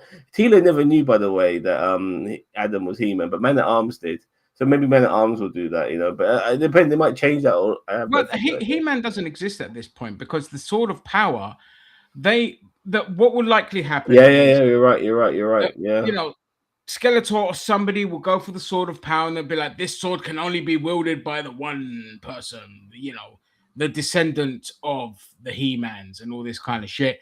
And then Skeletor and them will find out that it's Adam on Earth, and then it's a race against time to fucking find Adam, and then come back and it's like, I knew I wasn't crazy, and Beastman's attacking and all this kind of shit. And then they head over to Eternia, and like you say, by the time he becomes He-Man, it's like the last quarter of the film, for sure. But in terms of starting it off, I never wanted them to go on Earth. I hated that. That's why I hated the original film, because it was set on Earth. But given what I saw, it's fine. You know, I'm probably going to enjoy it. It's going to be a camp fest. I'm not expecting it to be great. I'm not invested in it. Now, if Thundercats looked like that, I'll be fucking pissed off. I would be pissed off. Because if they did Thundercats and they're like, yeah, anyway, so they've landed on modern Earth rather than Earth 1,000, 2,000 years in the future, which was Third Earth. And it looked like that, I wouldn't be happy. The washed colors, the bland kind of look. I'd be like, Thundercats is got like there's so much to it. Like you can't make a movie out of Thundercats, and if you do, you got to make like a trilogy, out of it to really fulfill all the elements of it. You know, it's I don't know expensive if as well. Like I'm not gagging for a live Thundercats film. I'm happy no, I think with it the should stuff. be animated, an Yeah. animated film, either fully CGI or whatever, because they do a lot more for it. I had a crush on the Oh, sorceress as a kid. yeah. She reminded me of Curry. Oh, mate, listen, Shira, Tila, sorceress, why? Evelyn. Oh, yes. That's the only reason I watched He-Man, was because they drew the women so fucking beautifully. Yeah. But Well, yeah, like I said, I want to be proven wrong. I hope it is good and stuff like that. But it looks too by the book for me to appreciate, and it could be done well, but I don't know, just oh, please prove me wrong. Please prove me wrong and make me enjoy the film and all of that. I yeah. want that to happen. So Yeah. on what? So in that Ben Affleck interview as well, he talks about that. He talks about because films aren't making as much money as they used to, and because everything's a little bit up in the air, and your return on investment is bad. Because this is why you are getting every film follows a similar aesthetic, a similar layout, a similar plot, and all this, because familiarity, unfortunately, equals profit. Not all the time, but when something is generic looking and understandable, it makes money. This is why you wouldn't get like Lord of the Rings today, like you did back then, and it's because and people want to blame like the movie going public and all this, but it's like there's factors in it. Obviously, DVDs became redundant, so there's no money for cinema to be movie We're studios to be flooded made with choice as from well, that. Ginger. People What's can be that? satisfied with. People can. There's entertainment coming out of every orifice. Yeah, You know, exactly. like right now, I could go and I'm watching the Blacklist. I'm watching the Blacklist on Channel 4 player, and I've got BBC player and I've got ITV player.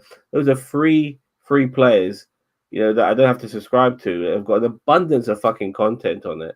I Yep. mean, you can go and you could do piracy if you want to watch your Netflix and your Disney and all of that too. Like we've got so much stuff to watch that why should we go out of our way to the cinema to watch something? We don't have to. You Well, know what this I is mean? it. It's a double-edged sword as well, because cinema became so generic, bland, and samey. People stopped going, and then cinema tickets have shot up in price. Plus, there's a cost of living crisis. So, what I was going to say was that I understand studios doing it, but they've shot themselves in the foot by doing that. They shot themselves in the foot because people are going like, "What? I'm going to go watch Fast and Furious, and it's the same fucking shit over and over again. I'm going to go watch this Marvel film, and it's the same fucking shit over No, and over again." hold And on. I know what you're talking about, but it wasn't that Matt Damon was basically explaining, Daniel, that when him and Ben Affleck were making the most recent movie, that they had to explain the plot at least 3 times in the movie, so they hoped that the people watching would understand. Netflix. This was a Netflix requirement. The plot yeah, needs yeah, to be explained at least 3 times in the movie. yeah, I've talked about this before. I did a whole article on World's Gone Insane about this last year or the year before, about Netflix, and because people are on their phones, and I'm like, well, you're not giving them a reason to look at the fucking screen. Like, I give a good example is Stranger Things. So part 2 or part 1 of season 5, I was hooked on the screen because it was fascinating. It was really good. Part 2, I was so fucking done with the melodrama and the monologues and all this kind of shit and the fucking dragging it out that by that point I was just like I had it half a screen to the side while I was doing other things. You're gonna make people want to watch it. When I was watching like so right now, like what was I fucking watching? Oh, I can't remember now. Something Bone. It was a young adult adaptation and all this kind of shit. When I watch that, I'm fully on the screen because it's fascinating. You've got to give people a reason. Yes, some people's viewing habits have changed and they're scrolling all the phone. But if that something is very fucking interesting, they're gonna stop. They're gonna watch. And if you're telling them the plot over and over again, then they don't really need to fucking watch. So again, it's a double-edged sword. It's going to come back to bite them in the ass because then it's going to become the same shit. If you look at Amazon and all the films they've got coming out, all their films are shit. They're all the same shit, same fucking dumb plot. I want to say the R word here, but I don't want to offend our American contingent. So it's moronic fucking plots, and it's just like, I go see lots of art house films. It's not all crap, and but the problem is, Rick, not other people go and watch all that stuff. Like, Sinners was the standout film for me last year. It was cut above, like literally nothing else came close in live action. K-pop Demon Hunters is another story. But I couldn't even make a top 10 last year. That's how shit the films were. And it is a shame because there are some great films out there that just fly under the radar, and it's because it's just too fucking expensive to go to go and watch those art house films. I'm the same with EastEnders. I saw a film which was an art house film which was called The Ballad of a Small Player, and Puff. even some of these art house films are not as smart or as clever as they think they are. This was basically replacing the magical black guy with a magical Chinese woman. That's basically it with Colin Farrell. No, don't shit there, mate. Do not shit there, and don't shit here either. Go in there. Basically, I was interested because it was a film about card playing and Colin Farrell. I hated that film. You saw it on Netflix, yeah? Yeah, it's terrible. It was a terrible movie. Yeah, some people thought it was really good. I mean, I thought the cinematography of the movie was fantastic. Yeah, I mean, it looked amazing. The colors really came out of the screen. But that was pretty much, and Colin Farrell's performance was superb. 1 minute he's talking with a sophisticated English accent, doing the con, and then he's being himself as an Irishman, out of the con. It was fantastic. But other than that, the film itself was not as clever as they thought it was. Like him eating all the fucking time. It's like, this is fucking stupid. Yeah. You know what I mean? Yeah. It's true. You get like other films, for example, that you think, oh my God, this is going to be amazing. Breakout for The Rock, changing his life, the Smashing Machine. You watch it and you're like, so fucking bored. I don't care about him and his wife. It's just about the relationship dynamic. No, I'm done. I lasted about an hour. I didn't finish it. The Rock, he did a great job as, I'll call him Mark Marrow. I can't remember what the guy's fucking name is. He's what is the best art house film you think you've seen? Well, I mean, it's usually anything by Wes Anderson. So Wes Anderson, yeah. Darjeeling Limited is one of my my favorite one, but represent baby. I know. I love. I'll tell you my favorite Hotel, Royal Tenenbaums.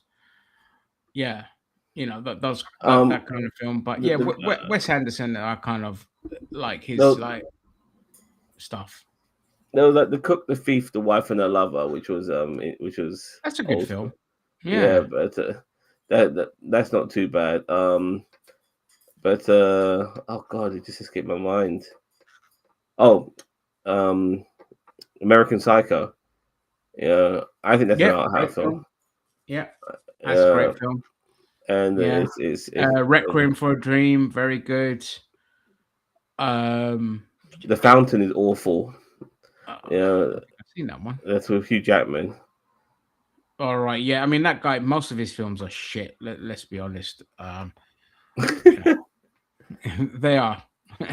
I subscribe to Mubi. Lots of great films on there. Also, I have Cineworld card. 20 quid a month. See unlimited films. Yeah, there's just not enough fucking films to go out there and watch. Am I going to watch fucking shit horror films? Like, I can't stand horror Have you films. seen Have you seen The Lighthouse?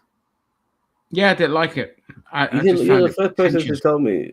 Yeah, Yeah, I Robert found it Pattinson so and fucking pretentious. Willem Dafoe. Yeah, Okay. yeah, I just wasn't a fan. I watched a great Icelandic film called Lamb. Oh, I've heard of that. I haven't seen it. Oh, Parasite. Parasite is fantastic. Brilliant film. Yeah, South Korean. Parasite. Yeah, Parasite is is really good. And God, what was that movie with Michelle Yeoh, where she's going to different parallel universes? Um, Oh, it's got uh, quite a long title. yeah, but that's an arty film as well. Yeah, I love that film. Yeah, that was one of my favorite films of that year, and I was so happy it won awards. And I forgot what it's fucking called. Hang on. Everything Everywhere All at Once. There we go. Yes. Yeah, that was a fantastic film. That was great. Imagine But being told you're the shittest version of yourself. Yeah, that's so funny. There's so many versions of you, but you're the worst. You know what I mean? For Oh me, man. the best scene is where the guy fucking leaps over them and lands on the butt plug to activate Yeah, his yeah. skill. I died. I Ah, died. yeah, I I nearly passed out laughing at that. I was like, this is because I cut the scene up and I've put it up on Facebook years ago when it happened. I was like, this is the greatest moment in cinema history. Where the guy's yeah. like, "Ah!" Legs up in the air, fucking lands on it. That guy should have won an award just for that. I hope he gets all the work. Do you consider Of course you Blade do, Runner Rick, to be because an you're racist. It wasn't white protagonists. you consider Blade Runner to be an artsy film? I consider it to be a boring piece of shit. No, yeah, it is. But as somebody who's Nah, it's not an artsy film. It's just a like a cyber beautiful noir, film, but it's boring as shit. The sequel is wicked, though. If you ever seen Blade Runner 2048 or 2075, whatever it's called, way yeah, better. Really good, like 49, genuinely good. called. And I'm not a Villeneuve fan because I find his films a bit boring. But in the context of detective work, Villeneuve is perfectly fitted because it's something that takes time to build up and get to the reveal. And he was perfectly fitted for that. Obviously, the visuals. Villeneuve is one of the most visually stunning directors. I just find his stuff lack action. But Blade Runner, the sequel, is 10 times better than the first one. Have you seen My Left Foot? Of course. Yeah, Yeah. that's a brilliant film, man. Listen, what did you used to call in our area? If you did something dumb or you come across as a bit of a, weirdo, we just call you Christy Brown. He's like, oh look, it's Christy Brown. The really bad like Daniel anti-disabled Day kind of Lewis is joke. a fucking genius, man. That guy can do Yeah, everything. And I love mine. and then also he did My Beautiful Laundrette, which was in the 80s. That was one of the first films about gay relationships, an interracial gay relationship, I may No, add. I never saw Yeah. that one. Yeah, he was back in it. Like, he was young, man. He was fucking young back then. Yeah. As well. Yeah, But sorry, yeah, Rick. Me and Zam are literally the only two people that don't like Blade Runner, and me and Cheetah are the only two people that don't like Thor Ragnarok. Just saying, it's fine. Not everything's gonna work. I'm not a big Ridley Scott fan. I find these films piss me off. I thought Prometheus was awful. You know what I mean? Prometheus was terrible. Terrible, absolutely Terrible. terrible. And then then you think to yourself, okay, you know what? I'm gonna sort everything out. I'm just gonna kill off all the engineers in Alien Covenant. Like, no, this is not. The engineers was an interesting part, but you Had had to no stick with idea. the fucking humans. Yeah. And then like make David to be the guy who created the Xenomorphs. Like, no, like leave that as a mystery. Not Yeah. everything needs to be answered. And in a way, they've kind of like gone away from that with Alien Earth. They're not going down that route.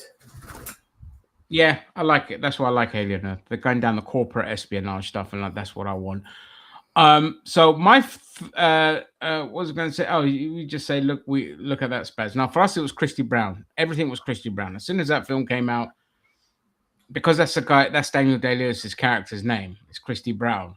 And so if you were a Spaz, again, apologies to our American audience, we just called you Christy Brown and do the mannerisms. And it wasn't nice, but that was, we were 10. It was the 80s. It was 9, whatever we were. But my 3 favorite Ridley Scott films are not ones you'd expect. So Black Rain, Matchstick Men. I'm not sure if that's Ridley Scott. That might be Tony Scott. No, it's Ridley Scott. Okay. Ridley Scott. Black Rain and Alien, obviously. I did like Alien. I'm not going to lie. That was great. Those are my favorites. Black Rain is fucking brilliant. Love it. I love it. The Yakuzas and stuff like that. And yeah, it's quite by the books as well to a degree. Fish out of water and all of that. But the soundtrack as well is really good for it as well. It's got a really good soundtrack. And yeah, I did like it. When Andy Garcia's got decapitated, like, no. Yeah. It's great. The actor who played the villain in that, he died of cancer. The actor who played the villain, the Japanese actor, he died of cancer not long after but he was going through cancer whilst he was making that movie. And really?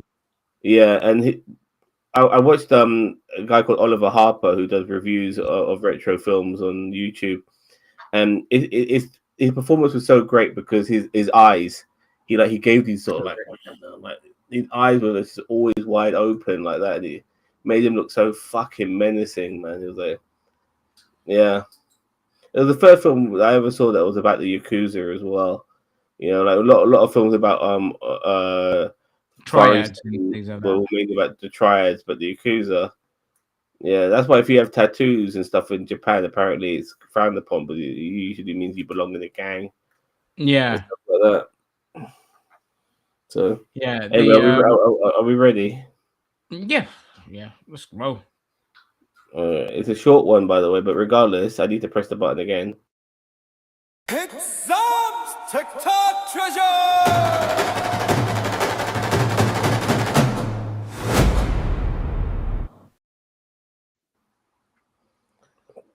Now, I'm going to bring up my little list. Now, I've mixed some food reviews in there, but which I won't be showing because it's just for me. Because I thought to myself, that looks great. I don't want to forget how you cook that, so I saved it, as you do, But regardless, here's some of the stuff I've got today. Now, this one I've shown before. I want you to see this, but this is ridiculous, Ginge. Are you, man? Look at this. Imagine seeing this on your football manager scene. Your player is out for 2 to 3 years due to getting... At this point, football manager's not even for you. Just stop playing the game. Put the laptop down, put the save down, and go do something else with your time. I've never seen an injury like this. Like, what is a player even doing to pick up this sort of injury? You're meant to be a professional footballer. What side quests, side missions are you doing to end up in a situation like this? Your star player goes on a night out and this happens.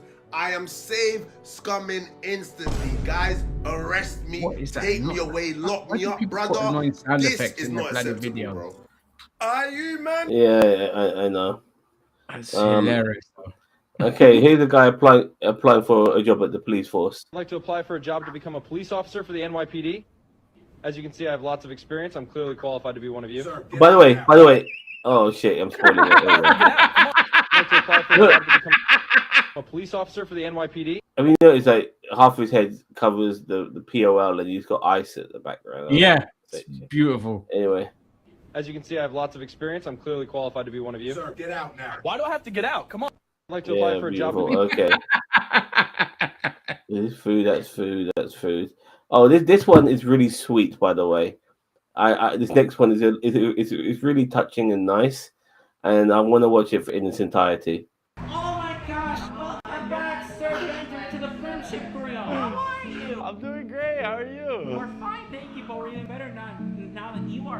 Aww. So last time you said you had a falafel, so this time I highly suggest a shawarma. Shawarma? Would you like a drink? Sure. Do you guys remember what I got last time? You got a Diet Coke. This Yeah. time it is going to be on the house. Are you serious? Thank you so much. Thank you so much. Are you making the food? Your food? Almost ready. Okay. Can I eat with you? Of course. You want to eat too, Spencer? Yes, please. We'll go sit over there, okay?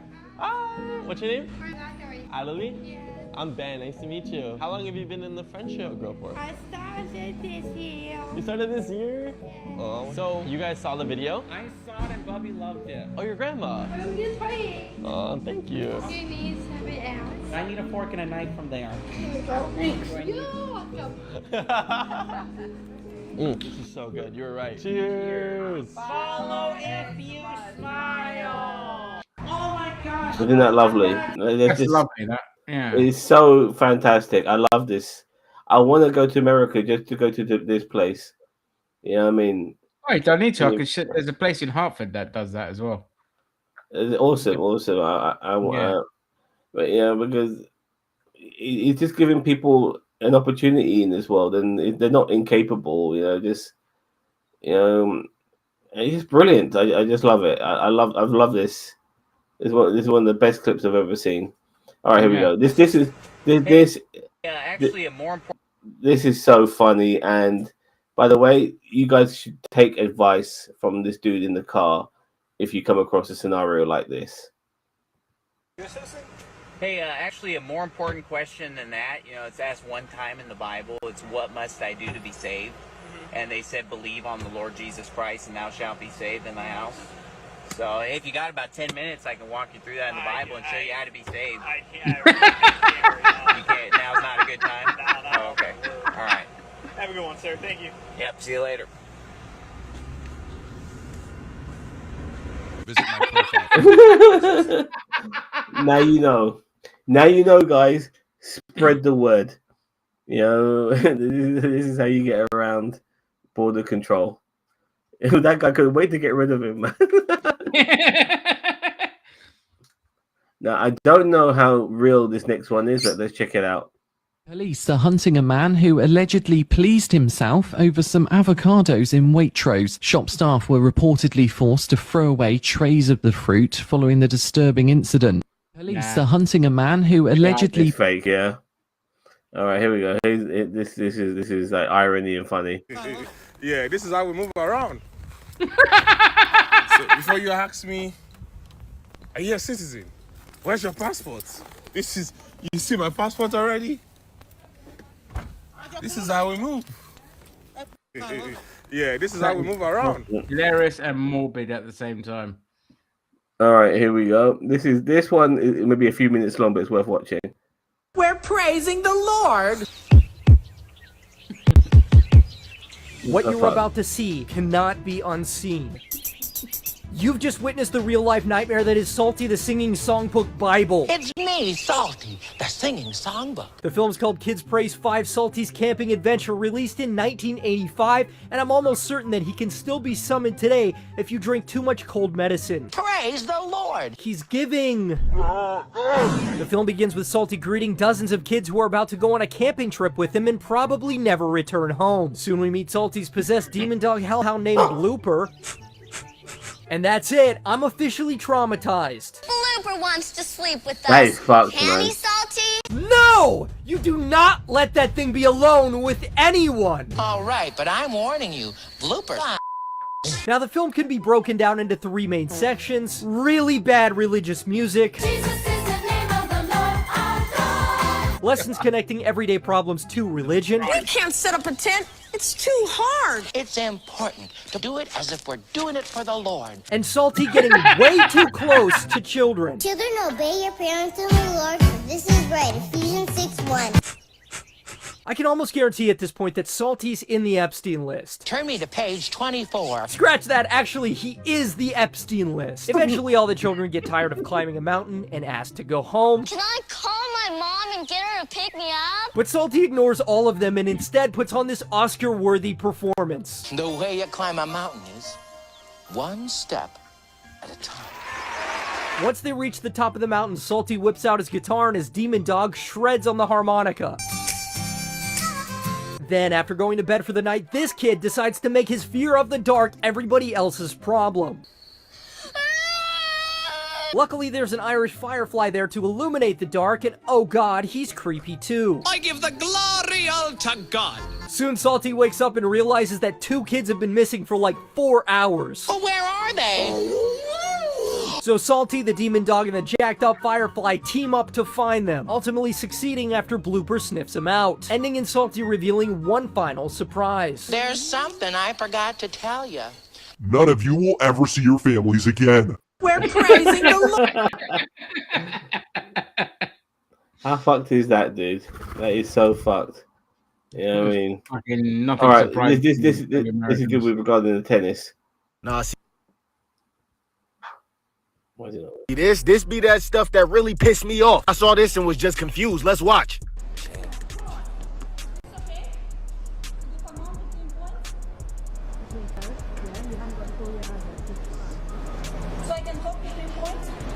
All right, see, now I hate when people get their question answered and then ask the same question in a different way. She just answered that shit for you, Karen. Look at her Karen-ass face and them Karen-ass eyes. This is still sports, right? Let's keep watching. Yeah, can I go come on and talk?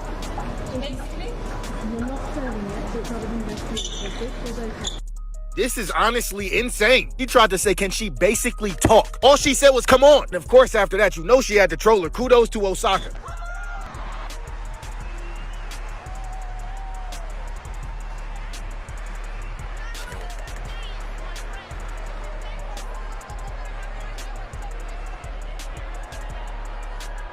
Serrana Curstella is a tough competitor. She came to play tonight. What did it take to get through that one? Apparently a lot of come on said she was angry about, but whatever.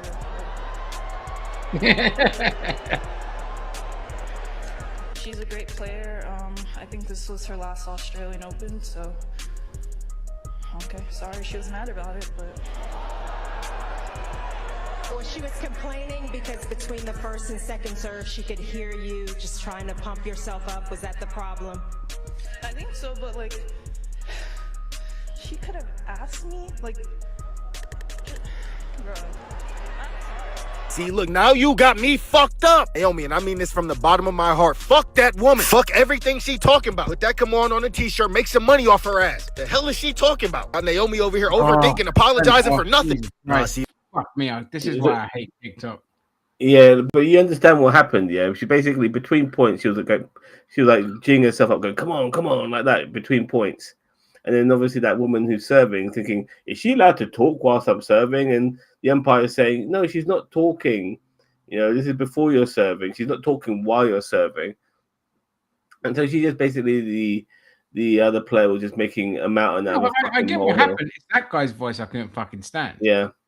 I like the sass from Osaka. It was great. Fucking yeah. Get your digs in. Okay, so the leader of ICE, is his name Bovino? Yeah. Yeah, he's a Nazi. Oh yeah. That's Border Patrol Commander Gregory Bovino appearing to give a like salute to the Yeah, come on, mate. Many Come have on. compared him to an SS commander, and not just because of his distinctive trench coat uniform. He's led the most violent of the ICE raids, getting into multiple legal battles about his tactics, like using force against protesters, clergy, and journalists in Chicago. The guy literally led a midnight raid into an apartment building and arrested children. Agents used that's the black one hawk person that helicopters and protested flashbang should, grenades and filmed it for get propaganda. amendment. He was also behind the operation in Minneapolis when Renee Good Hilarious was to see fatally what shot by happened. an ICE agent. His tactics are under scrutiny in cities across the country because of widespread warrantless stops, heavy use Yeah. of force, and violent raids. But if we back up and look at Trump's DHS as a whole, this kind of makes sense because the agency hasn't hidden its intent to attract men aligned with white supremacist ideology. Recently, DHS referenced a neo-Nazi anthem in a recruitment ad. Yeah, in we know. October, it posted an image of George Washington on a horse with the phrase "America for If the Americans," Republicans didn't have a white slogan widely supremacists, they associated wouldn't with have any KKK. voters, That which is same why month, they're so Tuesday night fundamental to imagery them. frequently used in propaganda to brand themselves as crusaders defending Europe. And in Well, the August, problem is Right, if they enough don't of get that. them, if they don't improve their material needs, they're not even going to have the white supremacists as voters anymore either.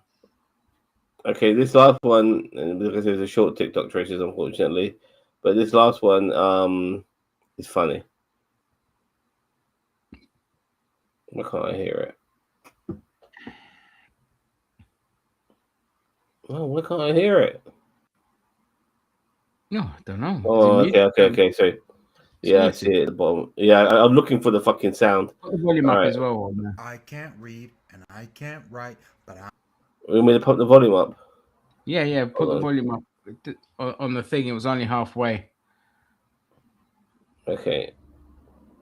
Oh yeah, you're right. I can't read and I can't write, but I'm an avid golfer. I'm the U.S. president and I'm a wanker. I've got a meme, a silly little meme of JD Vance on my phone. They stopped me at the gate, inspected my prostate, and now they're sending me back home. It's only a list, it's only a list. What are you scared of? It's only a list. Donald is a who plays with little children. Went over to Epstein's Isle to abuse them. England, please, steal those songs. Use them however you want. Do not fucking I want no, to hear them. fuck off, at you the Yankee World Cup. prick. Any television broadcast. We'll make I up want our to own hear bloody chants. Don't you those worry about that. songs whenever there is an England match at the World Cup. I know you can do it. I know you want to do it. So please, sing those with all of your heart.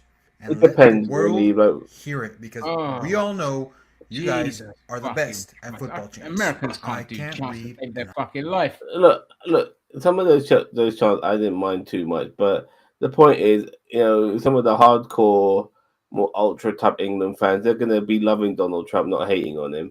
You know what I mean? So But if they can't you're, afford to go to the World Cup, so it's not going to be them that are there. oh well, the people with the money tend to be the ultra ones, dude. Yeah, we'll see. Yeah.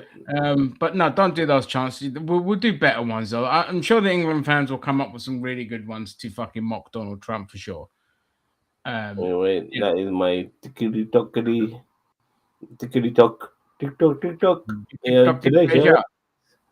Yeah. Yeah, it just reminds me why I fucking hate TikTok. Some good ones though. I'll give you that. Yeah. Do my best. I just can't do TikTok because for me, like, I can't because of how my brain is wired. I can't stand things that are really fast paced, fast moving. I can't process it, and too much noise and all this kind of shit.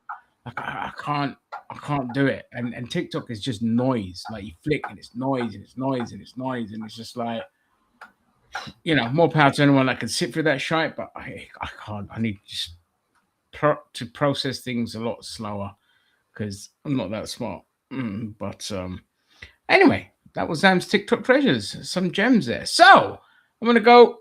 I've got 2 gaming ones, but I'm not gonna bother with those ones because they're nothing special. WWE Royal Rumble next week. Who's gonna be watching? Probably not.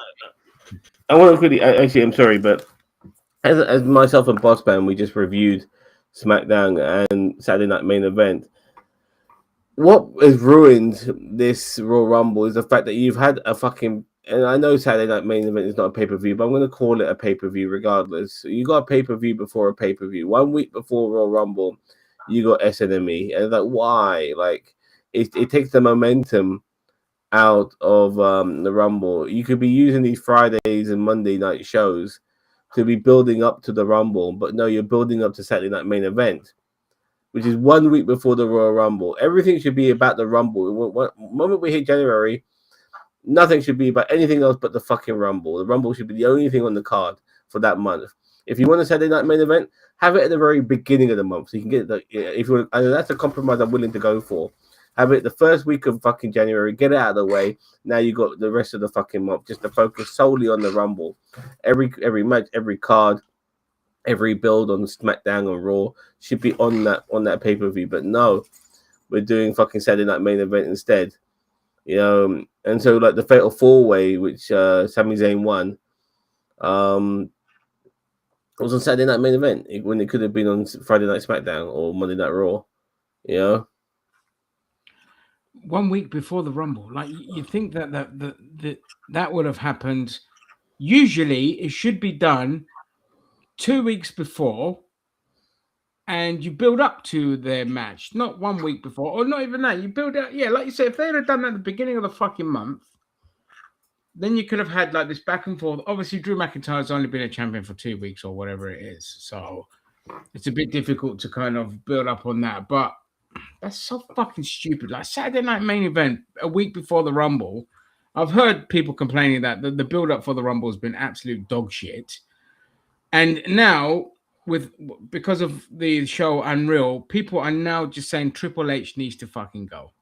He needs to go. He come across as a massive, useless idiot in Unreal Series 2. And now they're just calling for him to step down. And I wholeheartedly agree. He's lost it. Whatever mojo he had in NXT, he's lost it. How much of that is due to the higher ups as well? I don't know, because this does stink of a lot of corporate interference and meddling because of how just erratic and all over the fucking places. Like it reeks of Vince McMahon all over again. But with that being said, I think Triple H should be let go, move off to the office, Shawn Michaels to take his position. And then, whoever wants to do anything. Would it matter, like, if corporate interference is playing a massive part? Then you could have anybody there. Like Paul Heyman was working alongside Vince McMahon, and he's a genius when it comes to wrestling. But Vince McMahon was always going to be a stumbling block, and someone like Shawn Michaels is going to be TKO and all that. Those guys, they're going to always tell him. The thing is, even with the corporate interference, like NXT is a really good product. It's so much better than the main WWE. Yeah, because the corporations don't focus on it as much. They don't focus on it, but at the same time, Triple H just ain't as good as he was, and the way they're picking they're doing their stuff is ridiculous. Like the execution of stories, the build-ups, all that, it's just not there anymore. It's lost its heart and soul. And yeah, if you want to make real changes around, I know they changed SmackDown around. But Triple H is still there. He needs to fucking go. He needs to bring in, and in fact, it shouldn't just be Shawn Michaels. It should be Shawn Michaels for Raw, somebody else for SmackDown, like have a two-pronged creative leads. Because it's untenable the way it is now. It's so bad. Like, it's so fucking bad that they make AEW look good. Like, that's how bad they are. I can't remember the last time I enjoyed a WWE pay-per-view. It's been that fucking long. So I don't watch them anymore. Like the Rumble, I'm not boycotting it because it's in Saudi Arabia. I don't give a fuck about that anymore. You know what I mean? What am I going to do? What I care about is that I don't care about the fucking Royal Rumble. Yeah, people are saying we should boycott this Rumble because it's Saudi Arabia. People should boycott WWE, but it's in America right now. Look at America, considering what they're doing. Like, everything America fucking does right now is worth boycotting, but people are not willing to do that. Yeah. So when they're clutching their pearls over shit like that, which is why I for me, if anything, I know this, and this might come across as controversial, but having so much Western influence in a country like Saudi Arabia is only going to improve it socially, and because they start taking down barriers, to have it. Like women wrestlers initially weren't allowed in the WWE. Now they are allowed. Yes, they are covered from head to toe, but it's baby steps, Yeah, I mean, it's never going to be anything more than authoritarian dictatorship. But if they can erode at least the social fabric of it and liberate it in that sense, at least that's something. But Saudi Arabia will never. It will never be a liberated country. It's far too. It's it's like Israel. It's like America. It's generational. In our time, maybe not. But like I said, who knows? Who knows in 100 years' time what it'll be like. Well, I mean, 100 years' time, it'll be unlivable because the planet will be too hot. So you got a point. People be like, where the fuck is Allah protecting me when I can't even put my foot on the sand because it's going to melt? So, it'll be interesting to see. But, I mean, obviously, fuck the Saudi government. But we're at the point now where quite literally, if you're not boycotting Israel, if you're not boycotting Russia, if you're not boycotting the UK and America, why the fuck is boycotting Saudi Arabia like the defining thing to boycott? It's just like, good for you for boycotting things that happen in Saudi Arabia, but you gotta do a full boycott of everything, because Saudi Arabia is one thing, but you can't boycott that and then be like, oh yeah, but Israel's fine. Israel's fucking worse. You know what I mean? Well, Israel not is the worse, worst. not the same. It's But the worst. It's the worst of but it is, all. yeah, it's fucking awful. You know what I mean? It won't be long till they're executing Christians in bloody Israel. But all those evangelicals like, oh, we all need to get the Jews back in over there so we can get the fucking. Mate, I've seen how they fucking treat Christians out there. You know, Yeah. they spit on all the Orthodox ones. It's funny because Orthodox Jews who are not Zionists are really cool. They are really cool. They actually mix with other cultures. It's the Orthodox Jews who are Zionists who don't want anything to fucking do with you. You know No, what I because mean? they're literally white supremacists. They're Jewish Yeah. supremacists.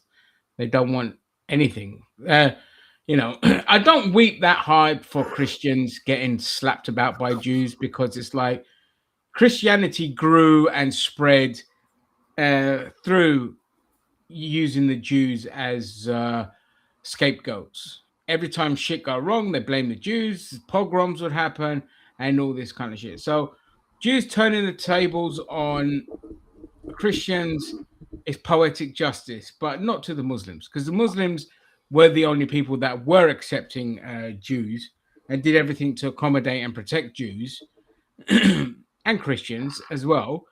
And they go around and fucking steal their land and cause a genocide, which just shows you how fucking dumb right wingers are. You know, they could have had twice as much landmass in Florida, for example, or could have taken parts of Germany. But no, it had to be in the Middle East because it suited the West. And here we are. So, yeah, anyway, so that's that on WWE. Yeah, Triple H needs to step down. He's dog shit. He's fucking garbage. I think we're done. We are 100% done. That was everything I wanted to talk about. Yeah, 2 hours. That's it. I didn't want to do anything more. On that note, I thank everyone that joined us for the stream. And thank you to my co-host. And keep an eye out. There's loads of shit. Go check out there's the Dragon Ball. If you're a Dragon Ball Z fan, the boys did talk about the new Dragon Ball anime and the game that's been announced. Yeah, we got the Michael Studelberg fan film reaction we did. Which that came out the other day. So check our channel out for that.